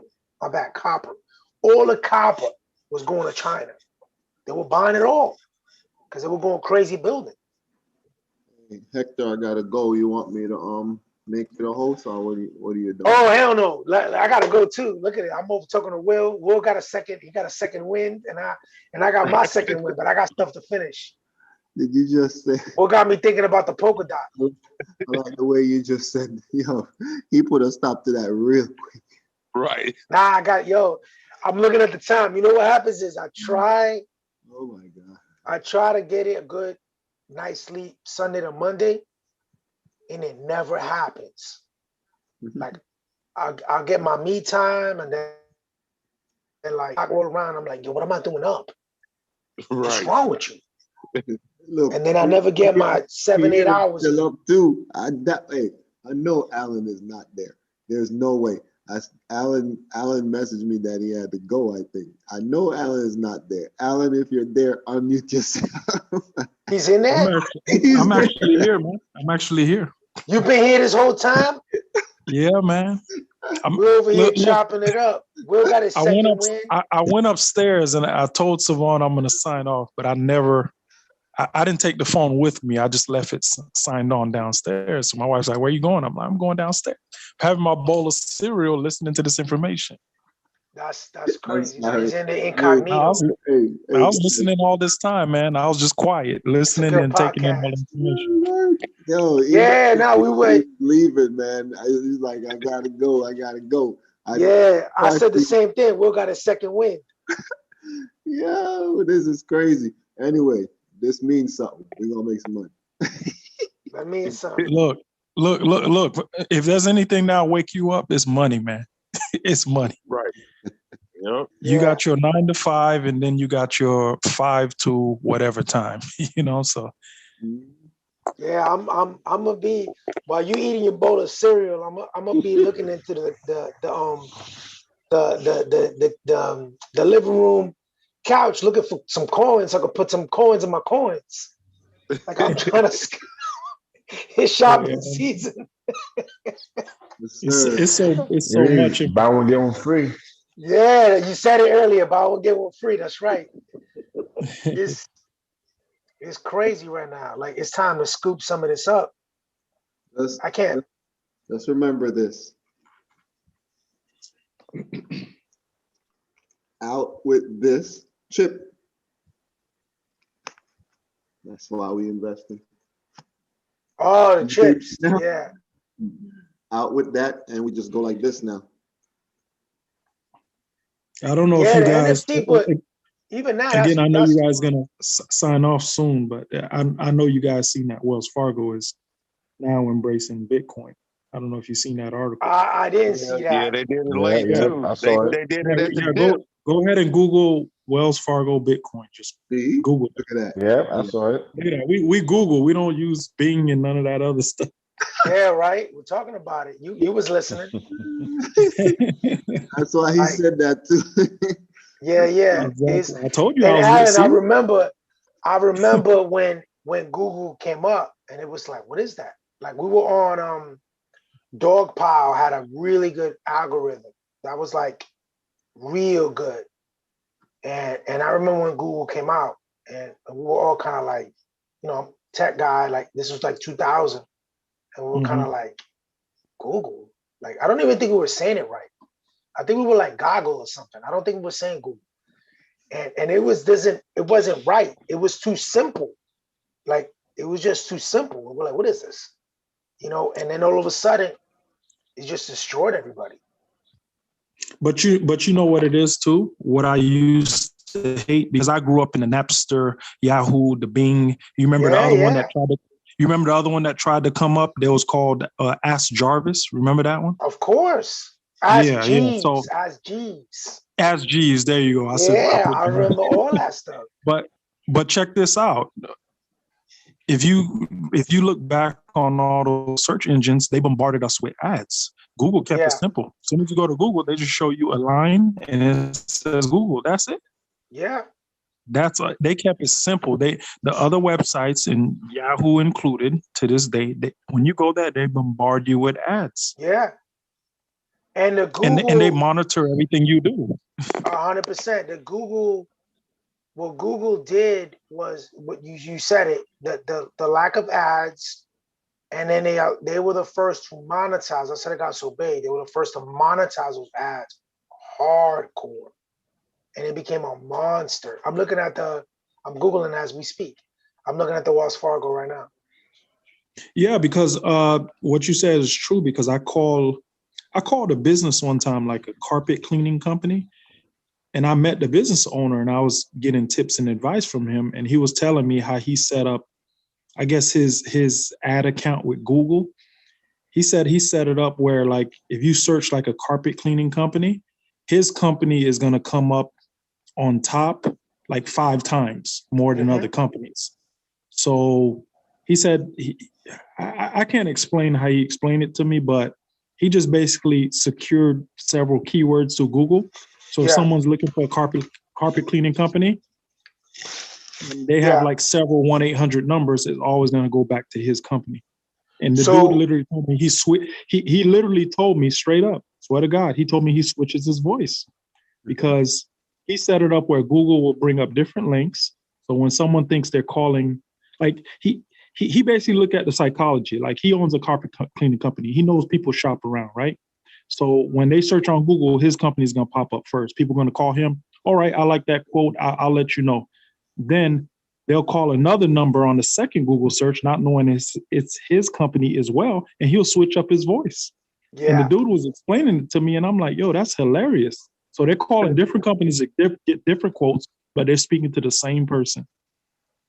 So those are, when I started my martial arts school, I was paying $300 a month for a company to help me build organically. So the searches come up. And then eventually, I'm a tech guy. I was like, I can't keep paying these $300. I'm going to learn to do this myself. So when you start creating organic, relative content to whatever you're doing, whatever business, I don't know if you guys have your own business or your side hustles, you got to do all the right things by Google. So when you start doing that, what your carpet guy did was he created a bunch of landing pages. And if you fill the landing pages with the right information, the right zip codes, the right keywords, the right good copy, it'll be really good to you. So I was able to put up my martial arts school on the first page of Google in about 6 months of having the martial arts school and not having a pedigree in martial arts, not being in business for 9 years or 10 years or 3 decades like some of my competitors, but understanding how Google works and the frequency and the correlation between YouTube, social media, and Google is real. Like Google is an animal.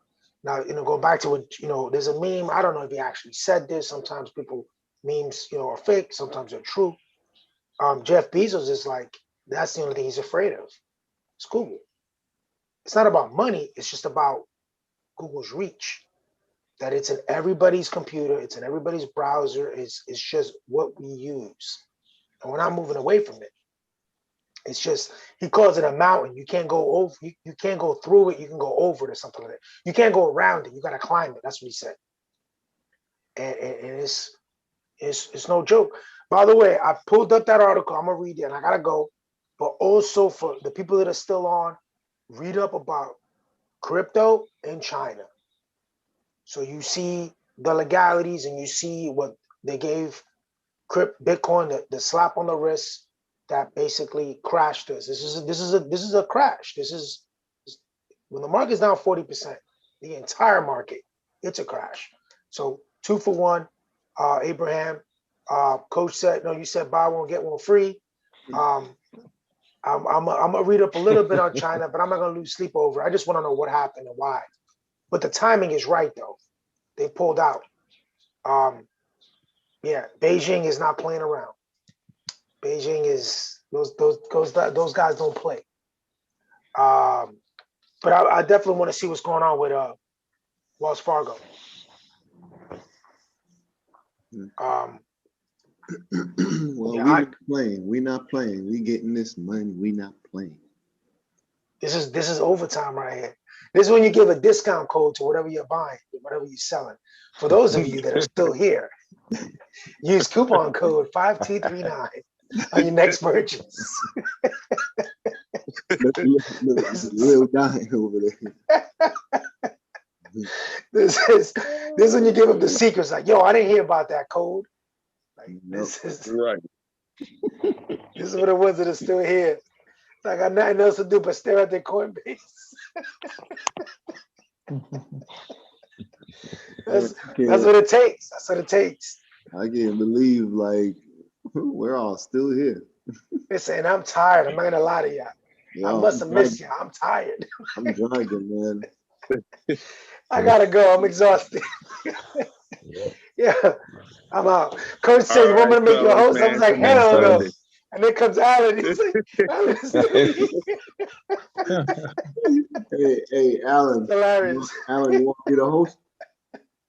Oh no, God. He's enjoying his cereal. Here, yeah, I gotta read this article. I gotta take a shower. I'm tired. No, Will. I gotta work on my emoji. I'm good. All right. I appreciate everybody. Let's get this. All right, man. Y'all have a good week now, man. See y'all next Sunday. Definitely. All right.